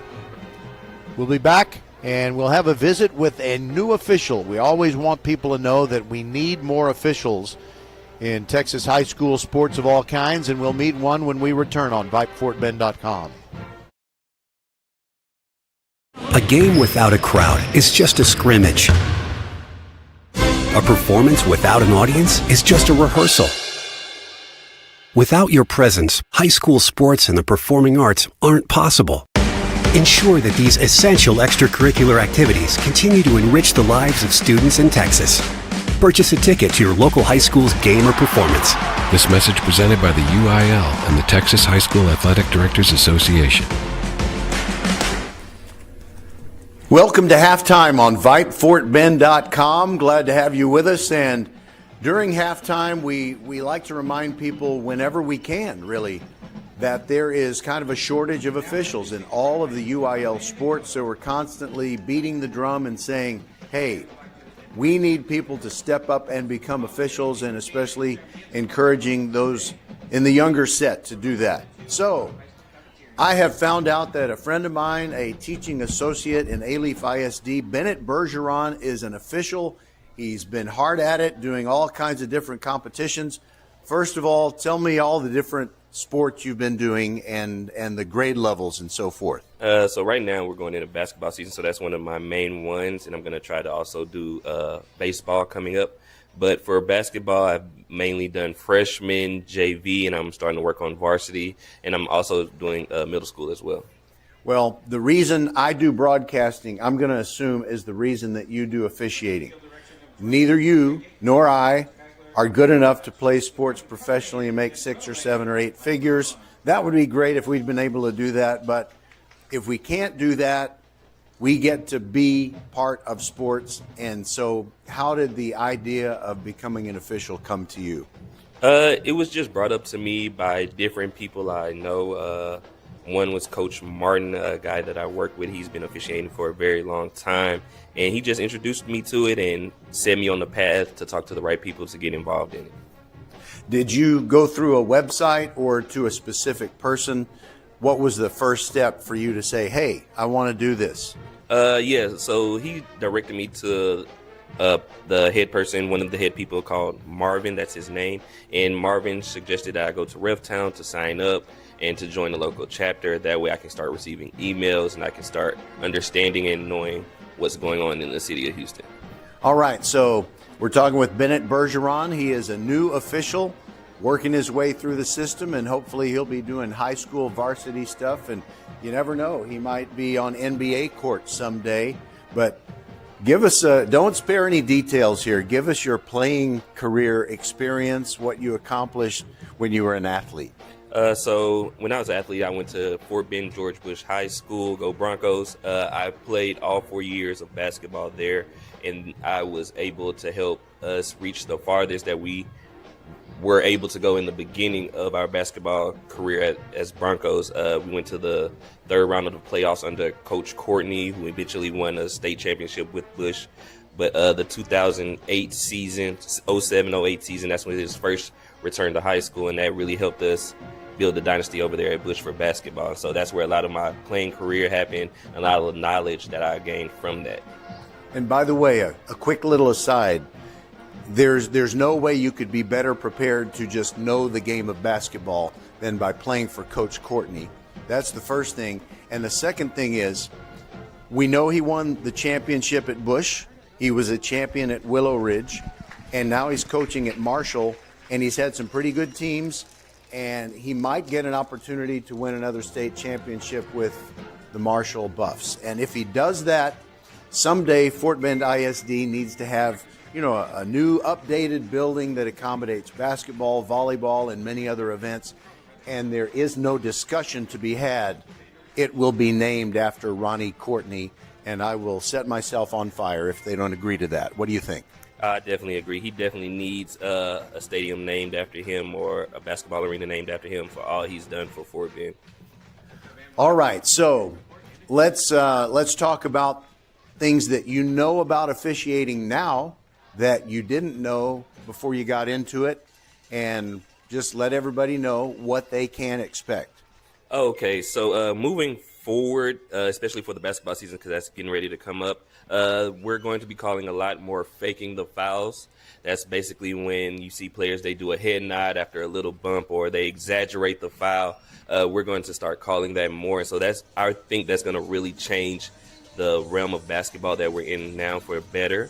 And it's also going to help establish more, I say, physical play that we used to see in basketball versus everybody trying to just, oh, I got fouled, let me just do the extra. All right, that's Bennett Bergeron. He's a new official. He has joined the ranks. We're always encouraging you to go to taso.org. You can go through the website for the Texas Association of Sports Officials, and you can put your name in there and let them know that you're interested, and then the process will begin from there. We'll take a quick break and be right back for a couple more minutes with Bennett Bergeron on VypeFortBend.com.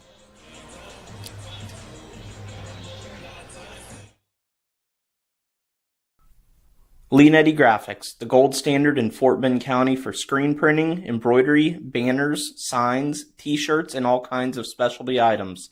Whatever you need to advertise or show school spirit, team spirit, or company spirit, nobody does it better than Leanetti Graphics. We started creating our products in an apartment 23 years ago, and now our state-of-the-art facility in Stafford has everything to make your vision come true. Call your friends at Leanetti Graphics, 281-499-4959. Leanetti Graphics, the official banner provider for VypeFortBend.com. Welcome back to the halftime show on VypeFortBend.com. We're visiting with Bennett Bergeron, and he's doing some basketball officiating, and he's going to get into baseball when the season comes around. And I kind of am obsessed with high school sports, and I'm following what the UIL does and stuff like that, and I thought I was the only person that really thought about those things. This year, not only the realignment that the UIL does every 2 years, but they have put in a system where in classes 2A through 6A, in many sports, including volleyball and basketball and baseball and softball, there are going to be 2 champions in each of those classifications, 2A, 3A, 4A, 5A, 6A. So I guess you have an opinion on that. I think you want to talk about it. Yeah, I find that very interesting to say we're going to have 2 state champions. I would love to see if they take the 2 champions to battle it out for one big crown, but it's very interesting, and I think it gives more opportunity for more players to be seen at the high school level to possibly go to college, as well as give more schools opportunity, because Texas is very big and it's hard to narrow it down just to one person. It also makes rivalry games more interesting to me. You have Ridge Point and Hightower. Ridge Point won the rivalry game, and they have control of the Fort Bend Tollway Cup right now. And they knew that there's no way Ridge Point and Hightower were going to meet each other in the playoffs. Hightower, done deal. They're going to Division II in the football playoffs, and Ridge Point is going to Division I. That's the last time they'd see each other. So you're in favor of it? Do you see any downside at all to having double champions? The downside is it's no clear winner, because if we're going for the best of the best, there's only supposed to be 1 state champion. And also I think because we're doing 2, it's going to, I say, weaken some conferences to where their rivalry games might go away, just like we saw at the college level. Or it might try to say, hey, some coaches try to move districts the next time we realign. That way they can have a better chance of winning one of the 2 state championships. Yeah, I know the system, no matter what system you come up with, every once in a while things will just shake out in a way that seems kind of unbalanced or not completely fair. But I think right now about Region 3 Class 6A football. In Division I, you have North Shore, Atascocita, Fulshire, Ridge Point. I mean, it's a gauntlet. It's an incredibly hard region to make it through, or a hard bracket, I should say, to make it through. Pearland, Shadow Creek, it's just incredible. Meanwhile, in Class 6A Division II, Region 3, I'm thinking about the Hightower Hurricanes, and I think that other than Summer Creek, they have a very good chance to beat all of those teams. The quality overall of the Division II bracket in 6A Region 3 football, to me, is substantially lower than Division I. Do you know of any other divisions where you kind of see it a little bit of a disparity? It's always a couple. I want to say in the Humble area, there's quite a disparity because you have, like I said, Atascocita. Their real challenge is probably going to be Summer Creek. That's the only one besides North Shore who I can see really giving them a run for their money. And then you have smaller districts like District 20 where in football I can see straight Judrick, Fulshire, or Foster running away with it. And it's just a complication when it comes to stuff like that, when it comes to alignment. So I'm really enjoying seeing some good games, and then some games you're just like, they shouldn't even be in the same class when they're playing.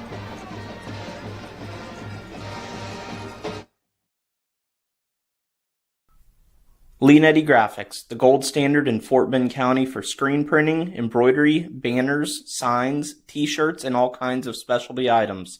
Whatever you need to advertise or show school spirit, team spirit, or company spirit, nobody does it better than Leanetti Graphics. We started creating our products in an apartment 23 years ago, and now our state-of-the-art facility in Stafford has everything to make your vision come true. Call your friends at Leanetti Graphics, 281-499-4959.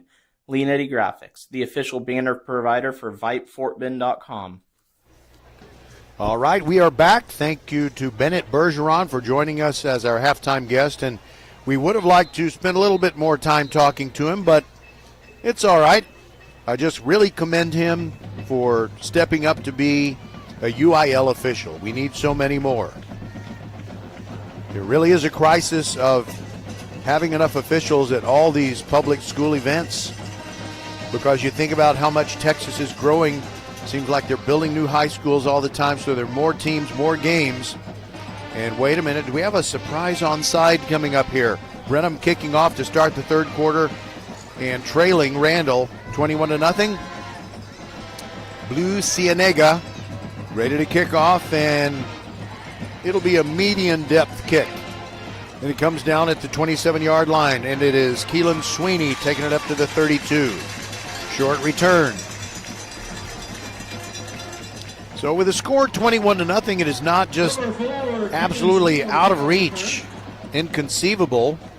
We've seen teams come back from 21 points down, but if the Randle Lions can go down the field and get a touchdown, especially if it was a long drive where they tired out this Brenham defense, that would be very, very difficult for these Brenham Cubs to overcome.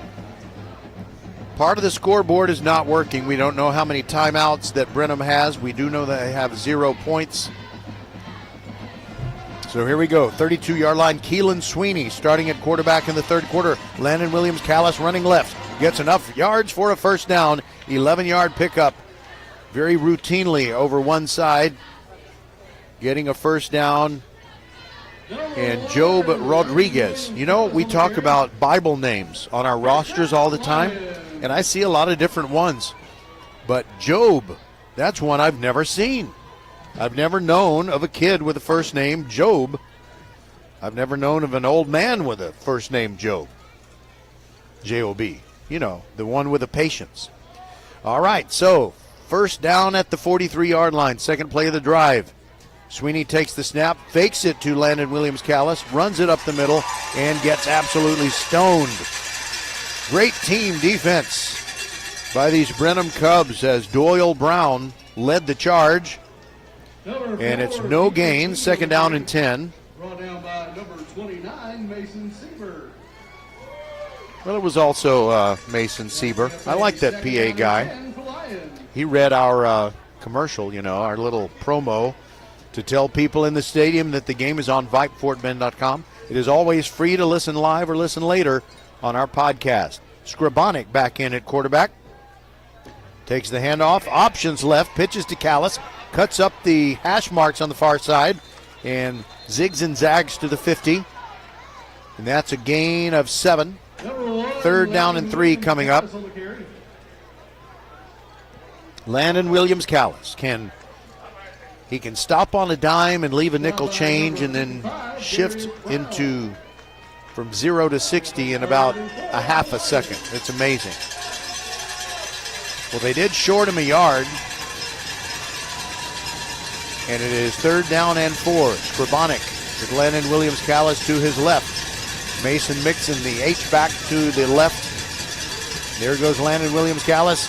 And he dives and gets only 2 yards. Caleb Espinoza making another tackle for Brenham. It's going to be 4th and a long 2. And I have a feeling that Randle's just going to go for it from the Brenham 49-yard line. By the way, we are at Daikin Stadium in Waller. And for those of you who heard, and evidently public opinion is kind of negative on the new name of the Astros ballpark, it won't be Minute Maid anymore. It'll be Daikin Park. But this is Daikin Stadium. Landon Williams-Callis, flag down, running to the right, and we got a false start. So much noise on the Brenham side that the players didn't immediately hear the whistle. And now that there's a false start and it becomes 4th and 7, they're going to go ahead and punt it away. Just the second punt of the day for the Lions. Perry Kindred.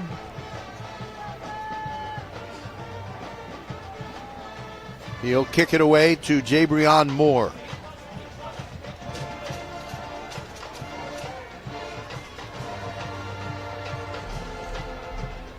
Walker coming on late for Brenham. They'll try to rush this punt.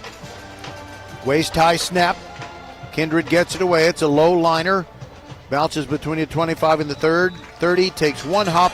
And at the 23-yard line, it is downed. Cedric McClintock rushing down to cover. So no return on that punt. And it's going to be the first offensive series for Brenham. So Brenham, the first job of the third quarter had to be to keep Randle off the board on that first possession. They did force the punt. Now they have the football at their own 24.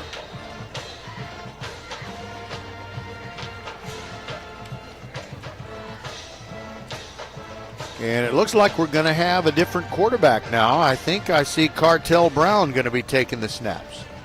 Espinoza to his left. Espinoza playing both offense and defense. Cartel Brown running left. Cuts it up. Gets across the 25 to the 28. Espinoza kind of upset with himself that he didn't make a better block on Tyshawn Williams.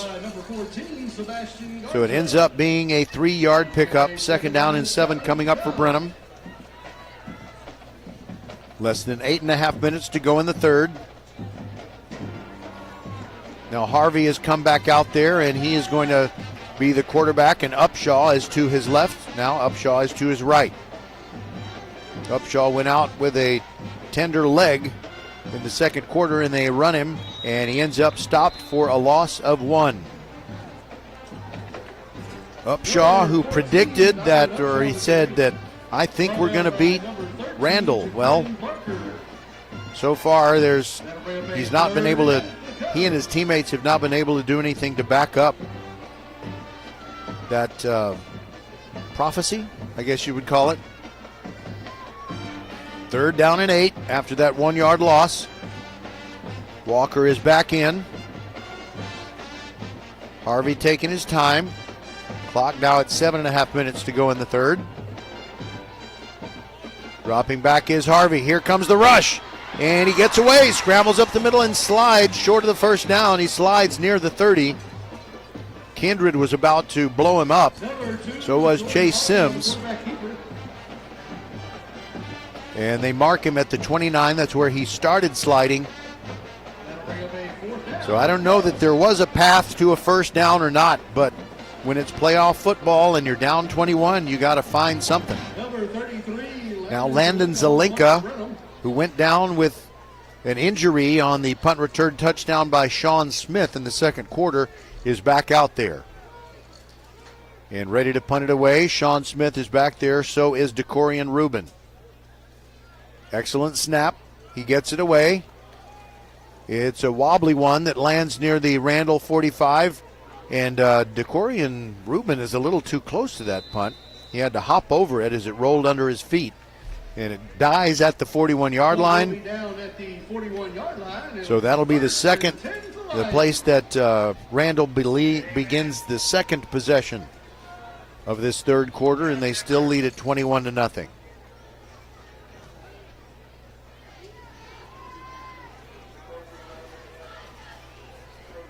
Randle has played very solidly offensively and defensively and has really made it very difficult for the Brenham fans to have anything to cheer about. Scribonic, actually Keelan Sweeney, hands it off to Landon Williams-Callis, and he's dropped for a loss. Oh, what a great play. Darius Brown knifing into the backfield and tangling up his arms in the legs of Landon Williams-Callis. Or correction, Sean Smith carried the football on that play. Second and 14. Sweeney fakes a handoff, hands it off to Sean Smith. He's got nowhere to go, and he's down at the 36. Espinoza messing up that play, and he had some help from Christian Prosper. Third down and 15.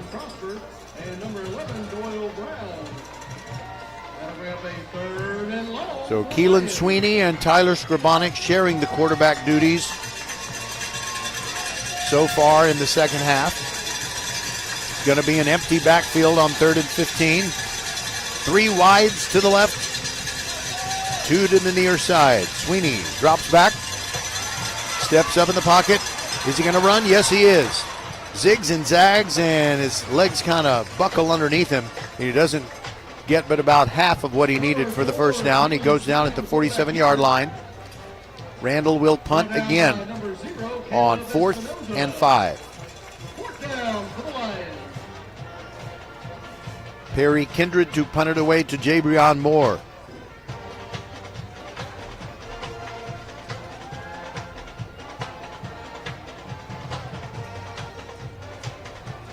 Brenham band having fun. Good snap. Kindred delivers, but it's a rather short punt. Bounces inside the 35, dies at the 33. Tayshawn Williams picks it up there. And with 4:32 to go in the third, the teams have just been exchanging punts in this second half.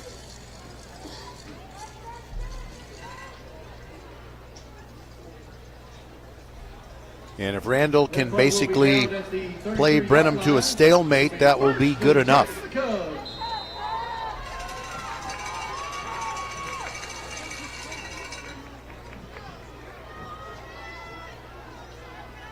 Harvey in the shotgun. 2 tight end set. And he gives to Walker straight up the middle. Gets about 3. He's blasted as he comes through. Sherrod Rivas taking him on high. Chase Sims kind of had his feet wrapped up. So it was a high-low thing. 2nd down and 7 after a 3-yard pickup. That'll be a 2nd down and 7 for the Cubs. Brenham down 21-0. 4-man front for Randle.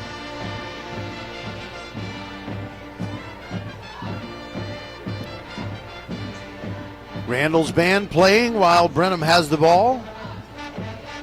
Harvey drops back, gets it out of his hand quickly, far sideline. 50-50 ball caught! Oh my! At the 37-yard line of Randle, Chris Guidry makes his second spectacular one-handed catch of the day. And he cramps up right at the end. And he's got a teammate there to kind of straighten his leg out, stretch it out. Hagen Frank. I wonder if Hagen Frank will become a trainer, you know, when his playing days are over. Wow, that was a great play.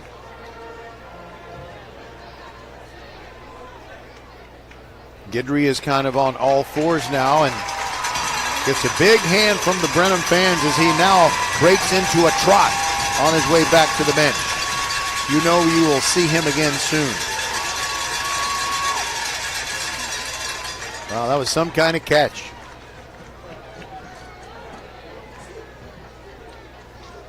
.344 to go in the third quarter. which has shown us some pretty spectacular plays, but no scoring yet. It remains 21-0. Over there on the right side, coming in is Bron Powell. He replaced Guidry. There's a draw play to Walker up the middle. Gets some pretty decent daylight inside the 30 down to the 27.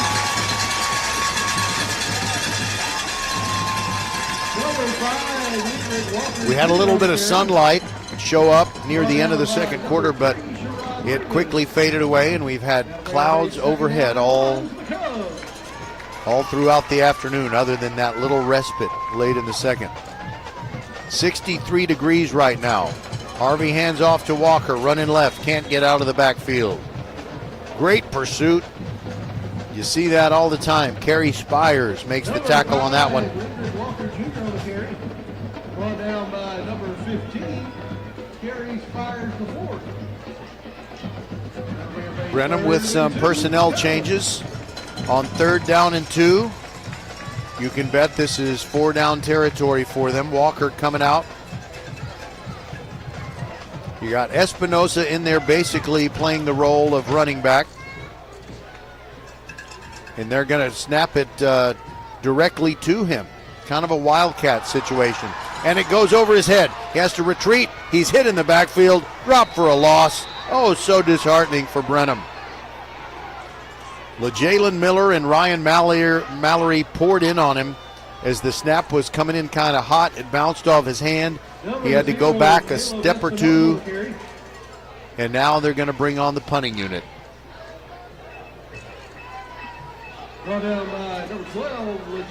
No, they're not.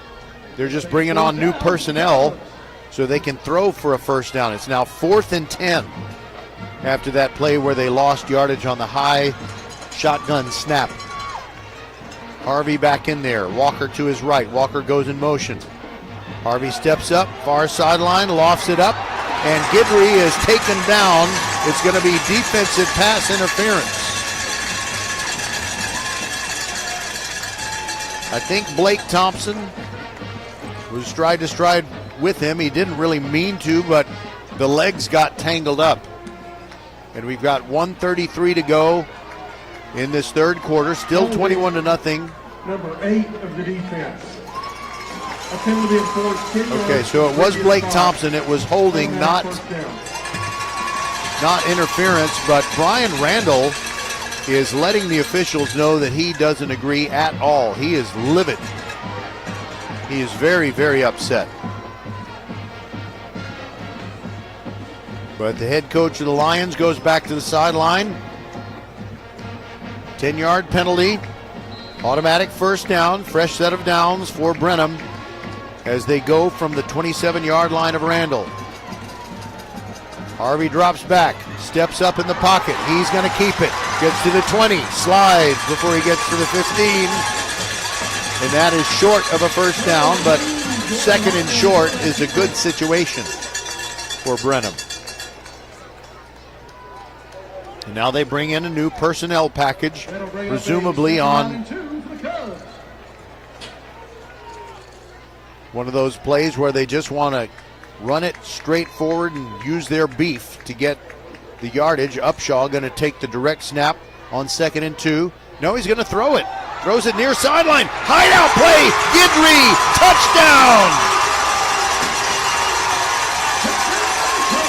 Guidry lined up on the near side where no one was paying attention to him. And the Randle Lions didn't see him over there. They just assumed this is going to be a run, and they all jammed in there. And Upshaw turned around and threw it to Guidry, and he scored.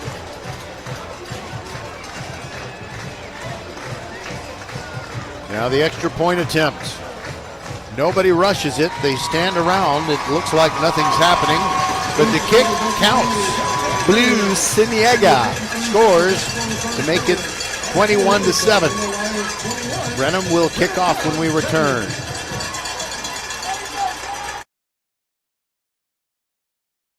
Introducing Love Houston, professional volleyball like you've never seen it before. You saw them win silver in Paris this summer. Now you can see them playing for the first time on American soil. Love Houston will feature some of the best pro players in the world, including two-time Olympic medalists Jordan Thompson and Micah Hancock. Get ready for First Serve in January 2025. Visit lovb.com for tickets. Volleyball is the next major league. All right, 53 seconds left in the third quarter. Brenham has just cut into the Randle lead. It's 21-7. I don't know that they would do an onside kick right now. Nope. Cienega blasts it deep. Sean Smith has it at the 8. Up the near hash marks, gets to the 20 where the Cubs rough him up. Brooks Rosnowski making the special teams tackle. And with 47 seconds to go in the third quarter, Randle sends the offense back out there. Landon Williams-Callis in the lineup along with Scribonic. Jackson Montalongo, one of the receivers. DeCorian Rubin. Sean Smith. Actually, Rubin stepped off. And I think Sweeney is the wide out on the far side. From the 21-yard line, Scribonic gives it to Williams-Callis, starts left, cuts back to the middle. Great defense by Brenham. They drop him for a 2-yard loss. Espinoza. And if Espinoza hadn't gotten the job finished, I think Christian Prosper might have been able to do it. Second down and 12 yards to go after the 2-yard loss. Scoreboard clock shows 15 seconds to go in the quarter. Scribonic in the gun, rubbing his hands together. Taking his time. You know, the game clock is about to run out before the play clock, and that'll do it for the third quarter. 21-7, Randle still leads.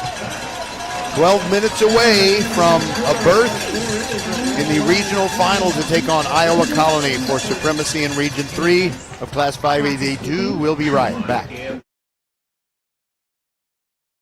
Ooh, we got a question. Brian W. asks, it's the holiday season and I'm looking for deals. Is Xfinity having a Black Friday sale? Well, Brian, we got you covered. Get iPhone 16 Pro on us. Just ask us how. Plus, you can also get fast, reliable Xfinity Internet with a line of Xfinity Mobile Unlimited for a great low price. So don't wait. Bring home a new iPhone 16 Pro built for Apple Intelligence. And connect to reliable 5G and Wi-Fi speeds up to a gig on Xfinity Mobile. That's a big deal. More like a gig deal. Now through December 3rd, ask how to get the new iPhone 16 Pro on us with an unlimited Plus line. Plus, get Xfinity Gigabit Internet with free Wi-Fi equipment for only $25 a month for 12 months with no annual contract when you add unlimited mobile. Go to Xfinity.com/Black Friday sale to learn more. Restrictions apply. Taxes and fees extra. After promo, regular rates apply. Gig Wi-Fi requires Xfinity Gateway. Xfinity Mobile requires Xfinity Internet. Gig speeds available via hotspots to Xfinity Mobile customers only. Reduced speeds after use of monthly data included with your data option. Actual Internet speeds and data thresholds may vary. Randle starts the fourth quarter at its own 19-yard line with a second down and 12. Scribonic wipes his hands on the little towel. Turns to his left and hands off. Landon Williams-Callis zigging and zagging. Diving over the 25 near the 27. So that's going to leave Randle with a third down and 5 after the 7-yard pickup.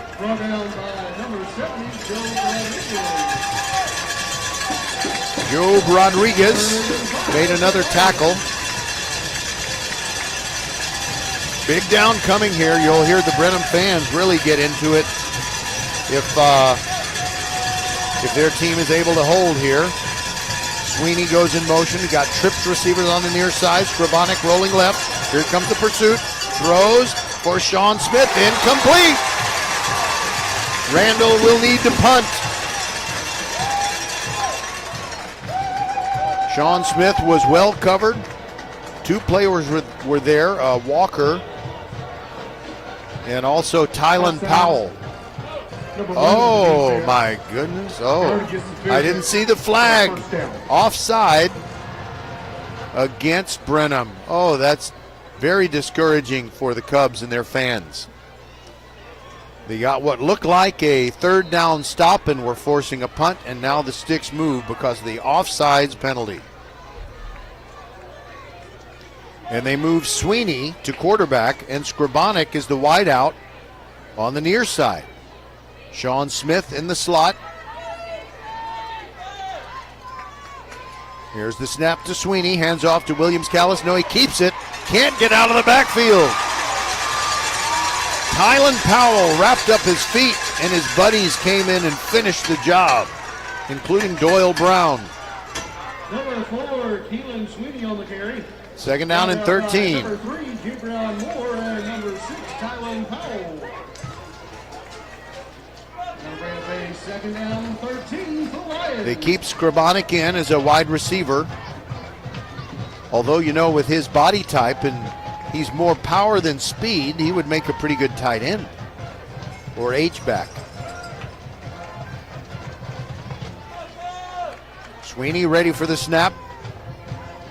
Another handoff to Williams-Callis. Cuts up the middle, and the Brenham defense is very solid. They say no. Joe Rodriguez and Christian Prosper limit him to a gain of under 4 yards. It's 3rd and 9.5.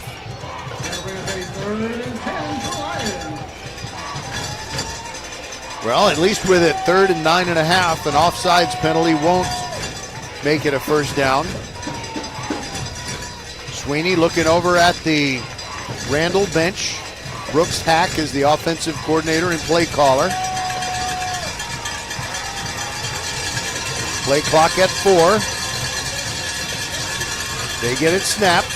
Fake to Callis. Roll to the right. Sweeney looking down the field. Can't find anyone. Now runs it. Can't get the first down. Goes out of bounds. Short of it by about 4 yards. Only reached the 37. And now Randle will have to punt. Their lead is still 21-7. 9:45 to go in this fourth quarter.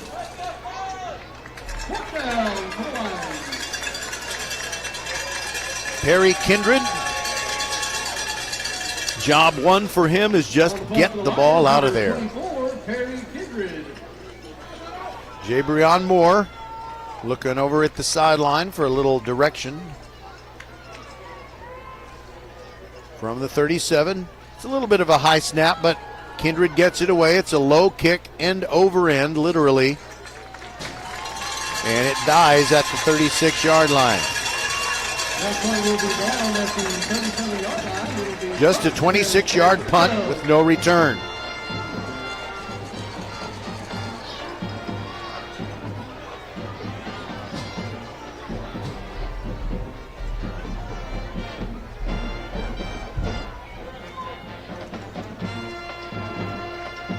We've had a rough go of it recently on VypeFortBend.com.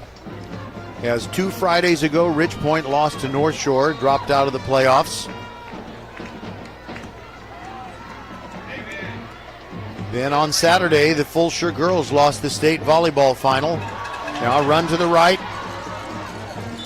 They give it off to Cartel Brown, and he picks up 3 as he goes wide around the right side against the fast pursuing Randle defense. So anyway, 2 Fridays ago, Ridge Point lost to North Shore out of the football playoffs. Fulshire girls lost to Conroe Grand Oaks in the state volleyball final. Yesterday we had Marshall and Fulshire, both eliminated from the football playoffs. Now Randle is our one and only hope. Second down and 7. Dropping back is Harvey. Pump short. Hit as he throws. Ball comes out. A scramble for it. Randle jumps on it. And now the referee, Jim Sartwell, indicates it was an incomplete pass. Like he said, arm went forward.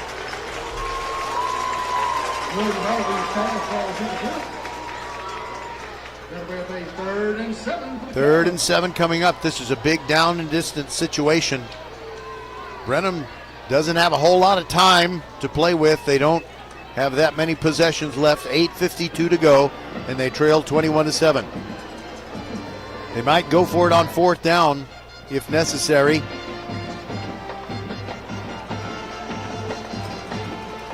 Harvey ready for the snap. Takes it. Drops straight back. Fires it over the middle. And a reaching grab by Guidry again. He gets it at the 31. Big first down.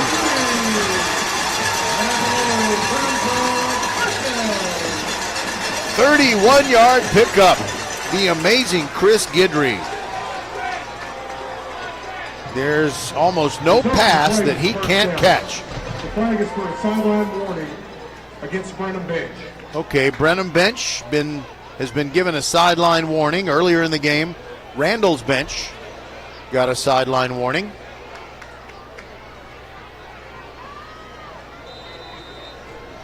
So Brenham is not out of it. That was a huge conversion. They're down 21-7, but they have it at the 33. 1st and 10.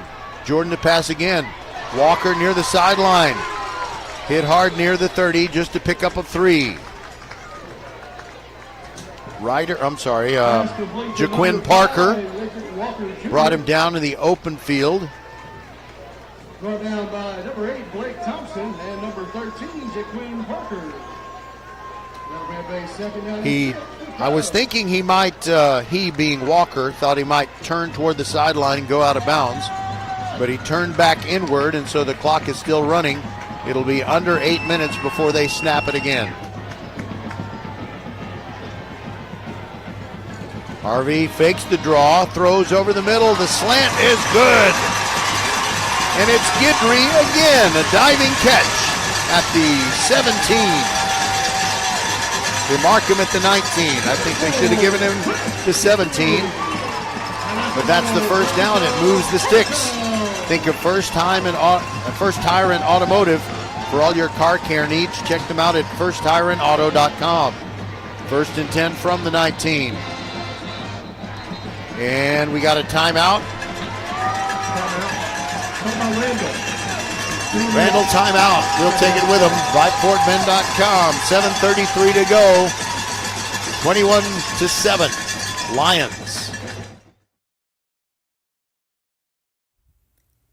Be the first to know. Sign up for the First Tire and Automotive email updates and be the first to hear about exclusive promotions and special offers.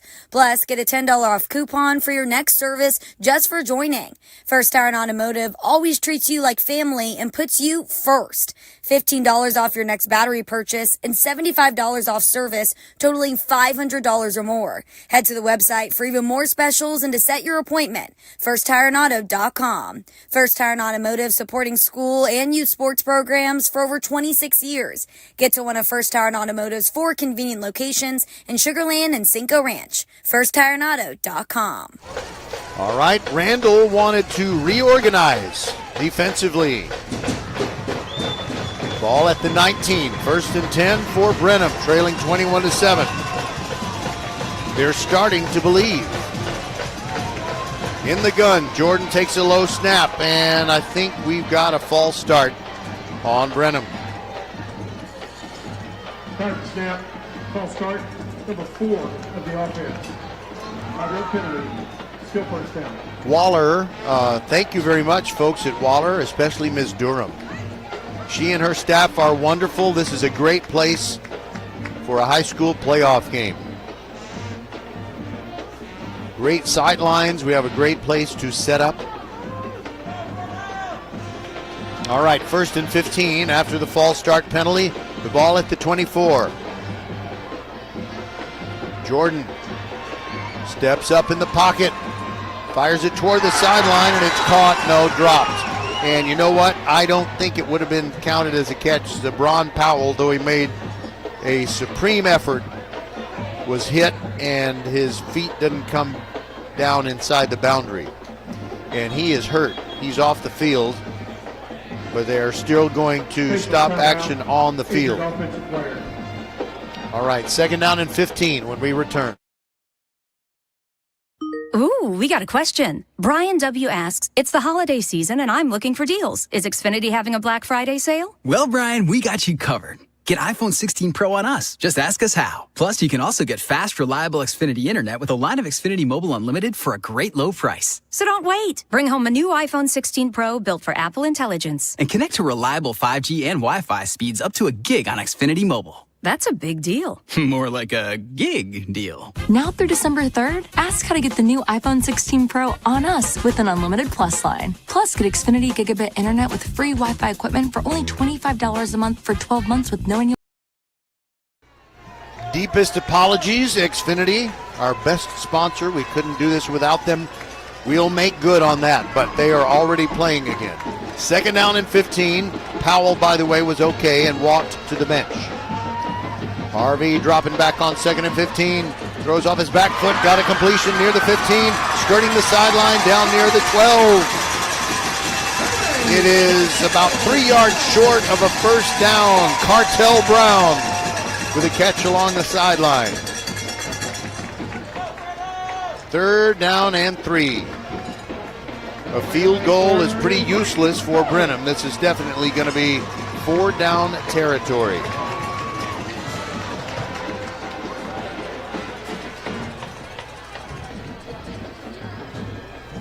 Jordan Harvey looking back over at the sideline. Clock is stopped after the out-of-bounds play. He's got Walker on his left.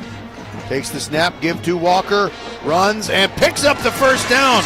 And it was a great effort on his part, but it was also partially because Chase Sims was tackling him from behind, and he kind of inadvertently pushed him forward. It's 1st and goal at the 7. 5-yard gain on 3rd and 3.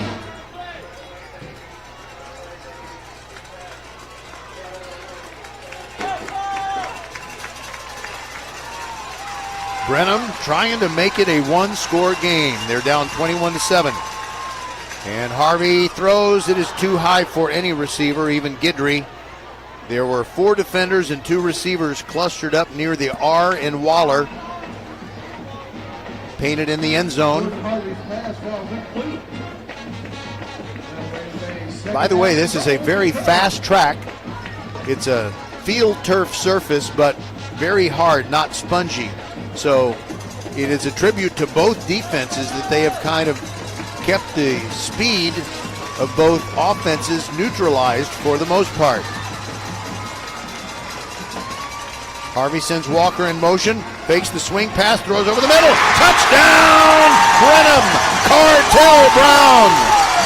A little stop route. And also amazing the way that Jordan Harvey hung in there. He knew he was going to get hit. Chase Sims got him right as he released it. And it is now going to be 21-14 if they can convert the extra point kick. Blue Cienega out of Zelinga's hold. It's up and it's good. It is 21-14. And I hope that the Brenham Cubs have the Randle Lions' attention right now. 6:39 to go. We'll be back.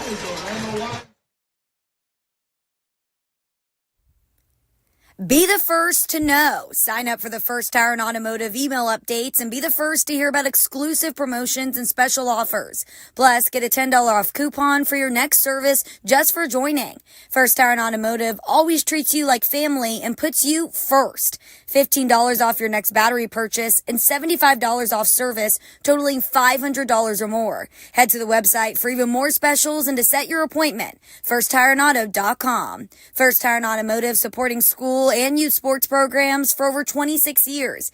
Get to one of First Tire and Automotive's 4 convenient locations in Sugar Land and Cinco Ranch. FirstTireandAuto.com. Cienega to kick off. And by the way, the Brenham defense has been so effective in this second half. They've given up no points, no serious scoring opportunities. I don't think we're going to see an onside kick here. Cienega looking at his teammate, striding toward the football, and he kicks it.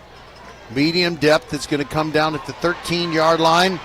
And that's DeCorian Rubin going to the far side and stopped before he gets to the 25-yard line. Tackled between the hash marks and the numbers on the far side. Brought down by number 23, Connor Neal with the special teams tackle. First and 10 for the Lions. And so Tyler Scribonic comes out. I think he is going to be at quarterback for Randle, which leads 21-14. Landon Williams-Callis to his right. Keelan Sweeney, single wide receiver on the near side. Scribonic hands off to Williams-Callis, turns it up into the traffic, and he only gets 2 yards. He ran right into big Darius Brown. 2nd down and 8. In fact, they only give him 1 yard. 2nd down and 9.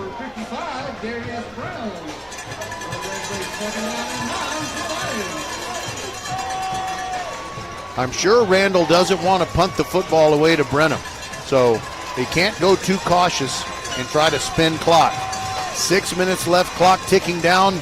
Up the middle, Landon Williams-Callis. They bottle him up again, only after a gain of 3. At the bottom of the pile, Mason Sieber. It is going to be 3rd down and 6 coming. Now Keelan Sweeney goes into the shotgun to take the snap, and Scribonic moves out to the near side as a wideout. Empty backfield. Sweeney, hard count, can't get Brenham to jump. Looks over at the sideline. Play clock is at 6. Now down to 3, 2, 1. They didn't get it snapped in time.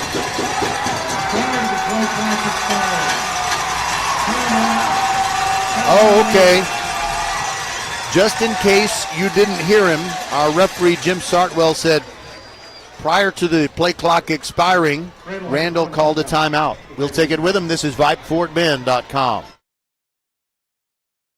Professional volleyball is coming to Houston this January, featuring Olympic medalists Misha Hancock and Jordan Thompson. Love Houston Volleyball is Houston's newest professional team. Get ready to watch some of the world's best volleyball players, from Olympic medalists to NCAA champions and international superstars. With the action kicking off on January 9th, visit lovb.com for more information and tickets for Love Houston matches. Volleyball is the next major league.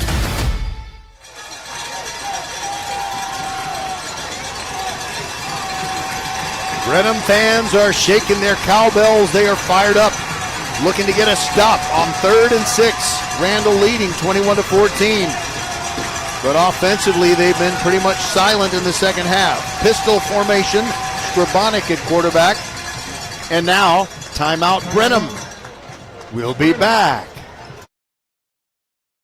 Ooh, we got a question. Brian W. asks, it's the holiday season and I'm looking for deals. Is Xfinity having a Black Friday sale? Well, Brian, we got you covered. Get iPhone 16 Pro on us. Just ask us how. Plus, you can also get fast, reliable Xfinity internet with a line of Xfinity Mobile Unlimited for a great low price. So don't wait. Bring home a new iPhone 16 Pro built for Apple Intelligence. And connect to reliable 5G and Wi-Fi speeds up to a gig on Xfinity Mobile. That's a big deal. More like a gig deal. Now through December 3rd, ask how to get the new iPhone 16 Pro on us with an unlimited Plus line. Plus, get Xfinity Gigabit Internet with free Wi-Fi equipment for only $25 a month for 12 months with no annual contract when you add unlimited mobile. Go to Xfinity.com/Black Friday sale to learn more.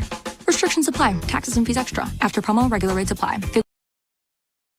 Okay, same thing as before. We're playing already. 3rd down and 7 from the 27.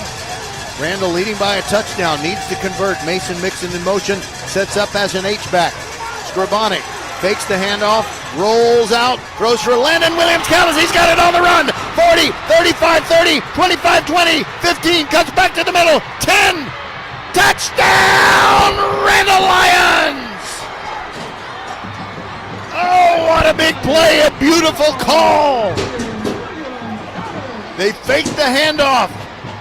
Scribonic didn't really roll out. He basically stayed in the pocket, and he lifted it just over the defenders to Landon Williams-Callis. And when he gets a step on everybody, he usually goes all the way unfettered, but he had to cut back to the middle, and he shook off the tackle attempt of Jabrion Moore to get it into the end zone. A 73-yard touchdown to put Randle up by 2 touchdowns. With 4:58 to go, Mungia on to add the extra point. It is up. It is good. It is on the roof of the field house. We'll be back on VypeFortBend.com.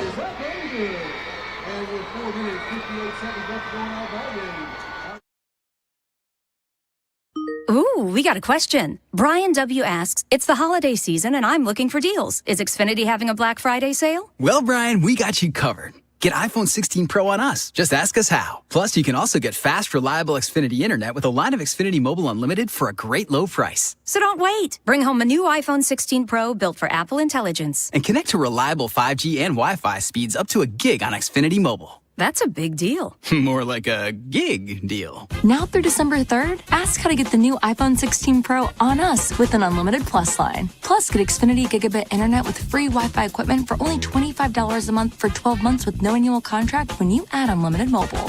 Go to Xfinity.com/Black Friday sale to learn more.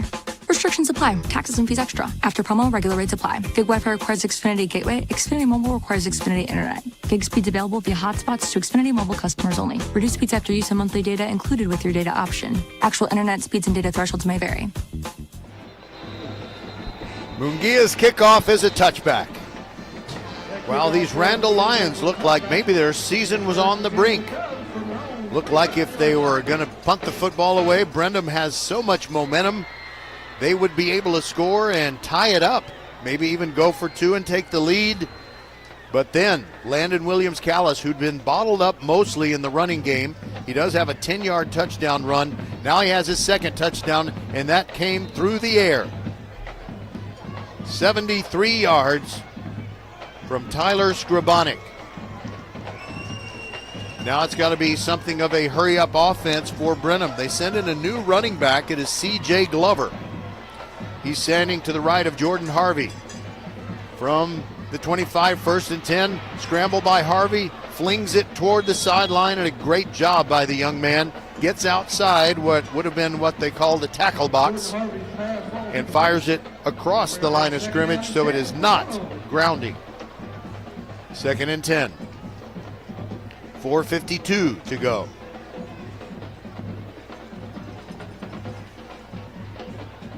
Chase Sims, LeJalen Miller, and Ryan Mallory across the defensive front. Harvey throws, and he's got a wide open man. It's the freshman running back.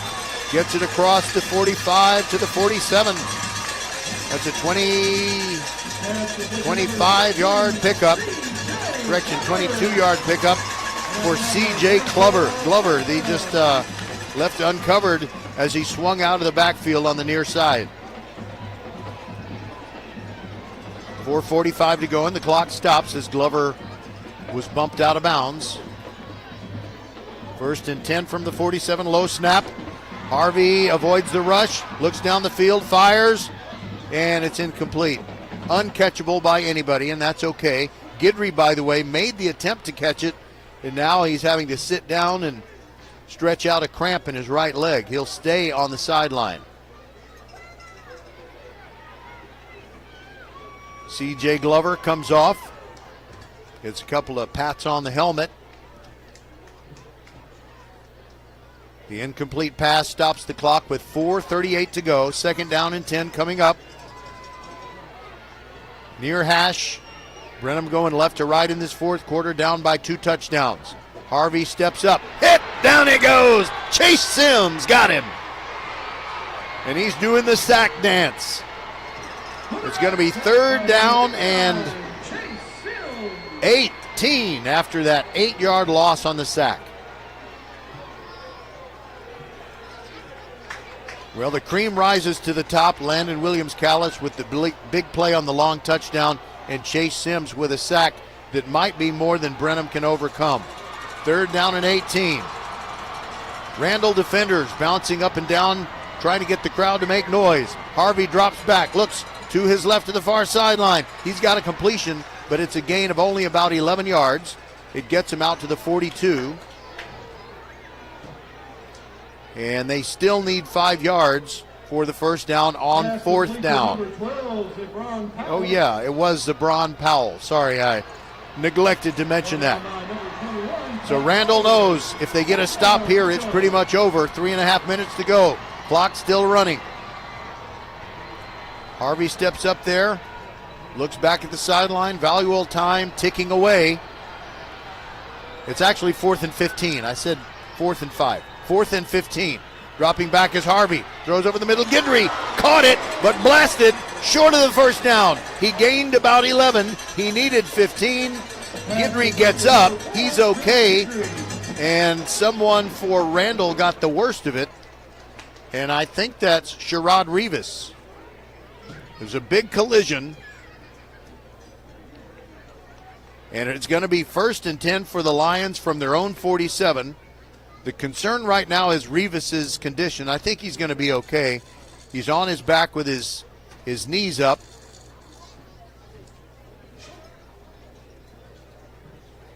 Great fan bases, great respect, love, understanding that you don't celebrate anything right now, and it's just it's a marvel to see how great character is revealed and developed in this competition.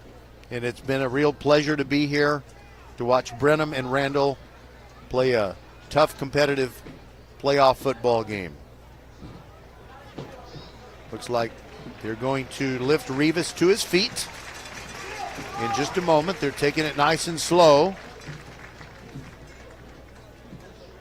And there we go, big hand coming.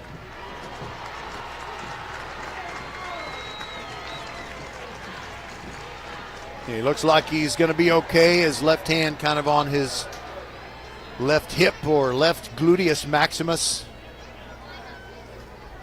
3:13 to go.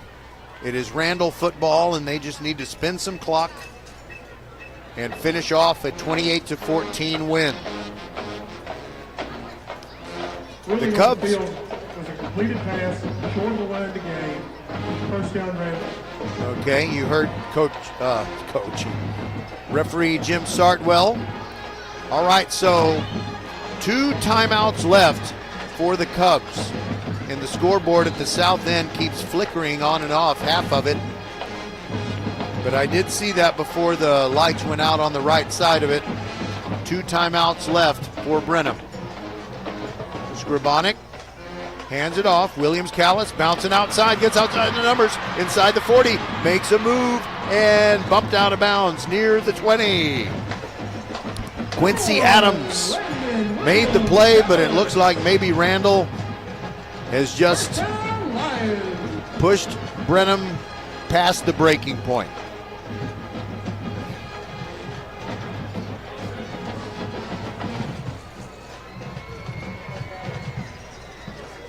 All right, so a Randle win, which I am certain we're going to have, means that they will play Iowa Colony next week. And wherever that is and whenever that is, VypeFortBend.com will be there. Mason Mixon in motion, Scribonic hands up. Landon Williams Callis, a little spin move near the line of scrimmage, spills forward for a gain of 3. Christian Prosper got him first. Second down coming up. Brenham not using either of its last 2 timeouts yet.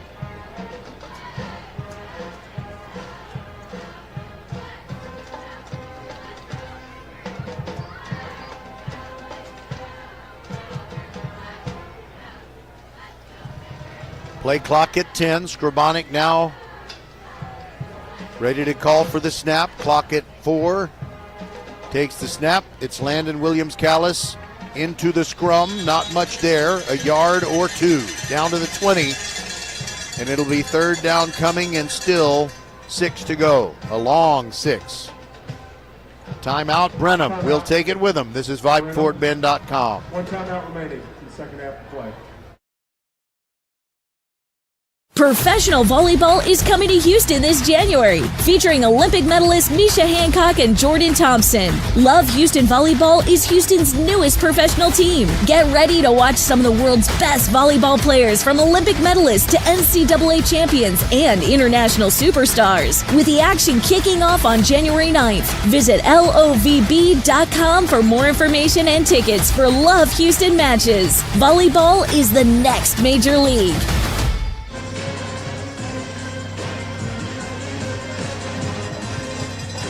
Okay, 3rd and 7. Tyler Scribonic doesn't look nervous for Randle. He's just kind of grooving, doing a little dance there. Landon Williams-Callis to his left. Count on Randle keeping the ball on the ground here.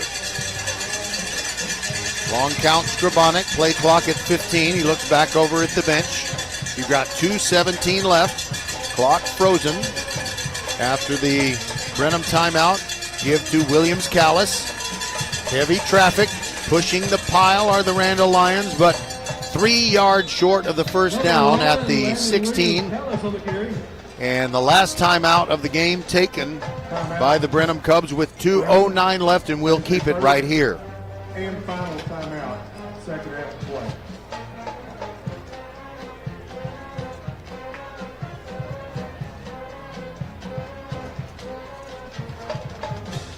By the way, I want to thank my silent partner inside the mothership at Vype World Headquarters, Skylar Gillespie.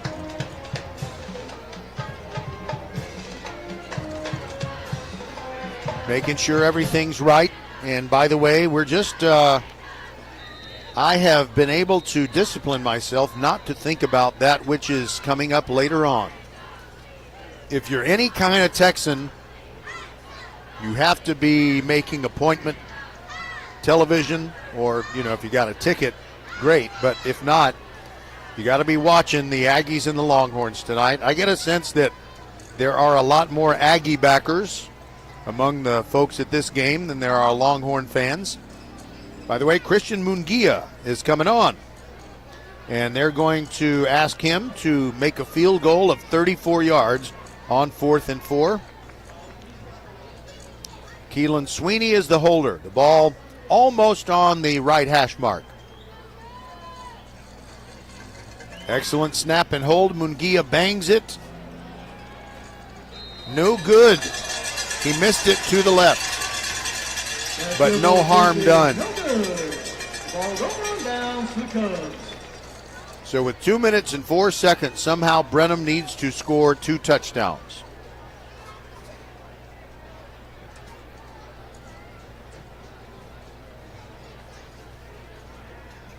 Randle's defense goes back out there, and after the missed field goal, the line of scrimmage is the 20.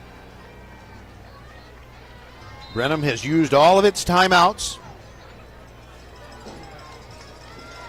Senior quarterback Jordan Harvey won't go down without a fight. Walker standing to his left. A little bit of a low snap, about hip high, and the pocket collapses, and down he goes. A brutal sack by Jalen Miller. And he kind of pile drived him at the 3. Nothing wrong with that, nothing dirty about it. He just picked him up and put him down on his back. The Brenham fans don't like it, but this is football. I'm looking at the replay, and there's just nothing wrong with it.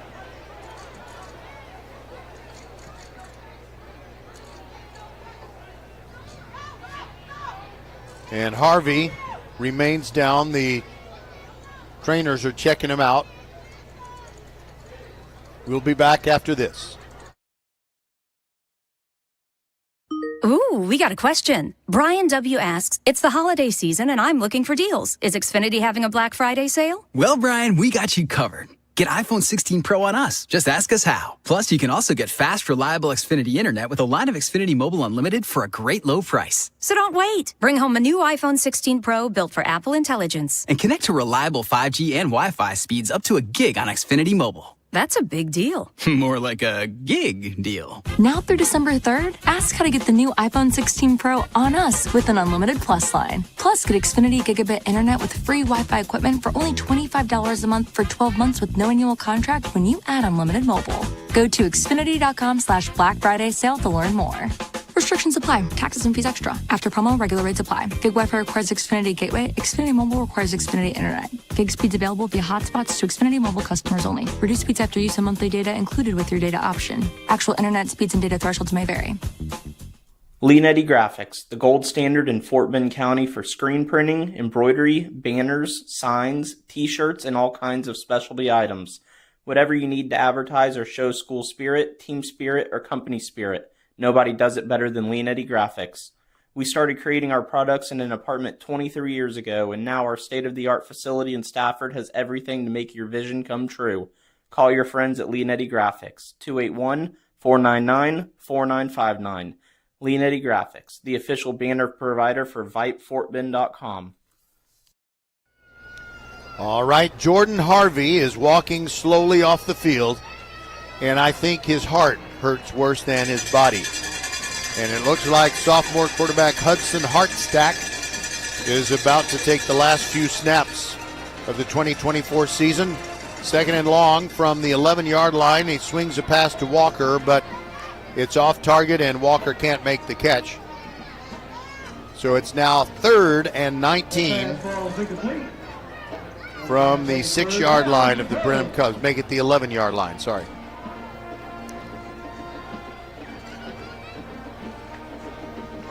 Wow, Jalen Miller's sack was a real visual highlight. Hartstack steps up, looks over at the sideline. Clock at 1:43 to go on 3rd down and 19. He throws on the slant, and it's incomplete. Just an inch or two away from getting a completion to Jabrion Moore, who was slanting over the middle. But you got the sophomore quarterback who doesn't get as many practice reps. So now it's 4th and 19, and I think they're going to go for it with 1:38 left.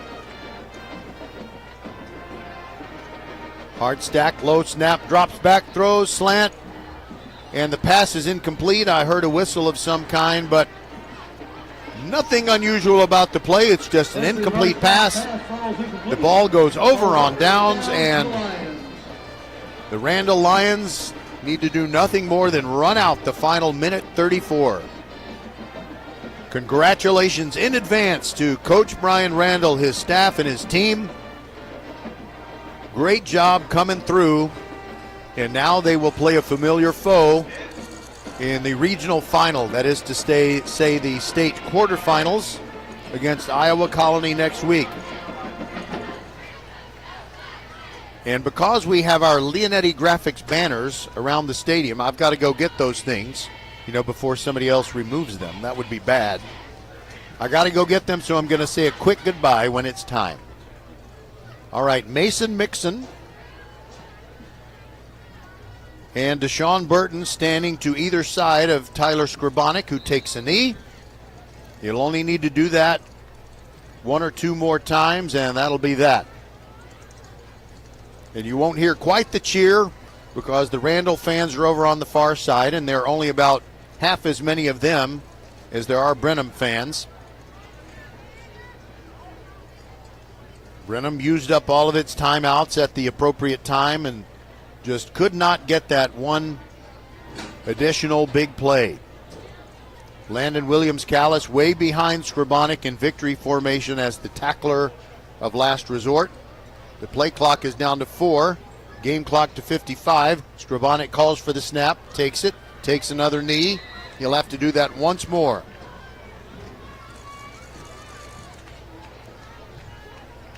The very proud and loyal Brenham Cubs fans are starting to make their way down to share their affectionate congratulations for their team.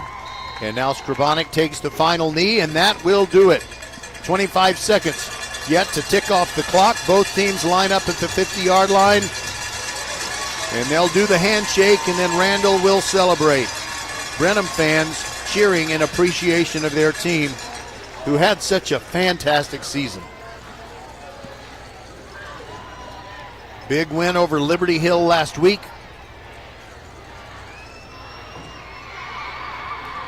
And a lot of respect being shown. And they just turned out the stadium lights here at Waller. Our final score, the Randle Lions 28, the Brenham Cubs 14. All right, so for Skylar Gillespie, Merle Bertrand, Suna Venkat, Patrick Kinnick, and Bob McKay, everybody who's a part of VypeFortBend.com, we'll say goodbye for now, because we'll talk to you next week when the Randle Lions meet the Iowa Colony Pioneers.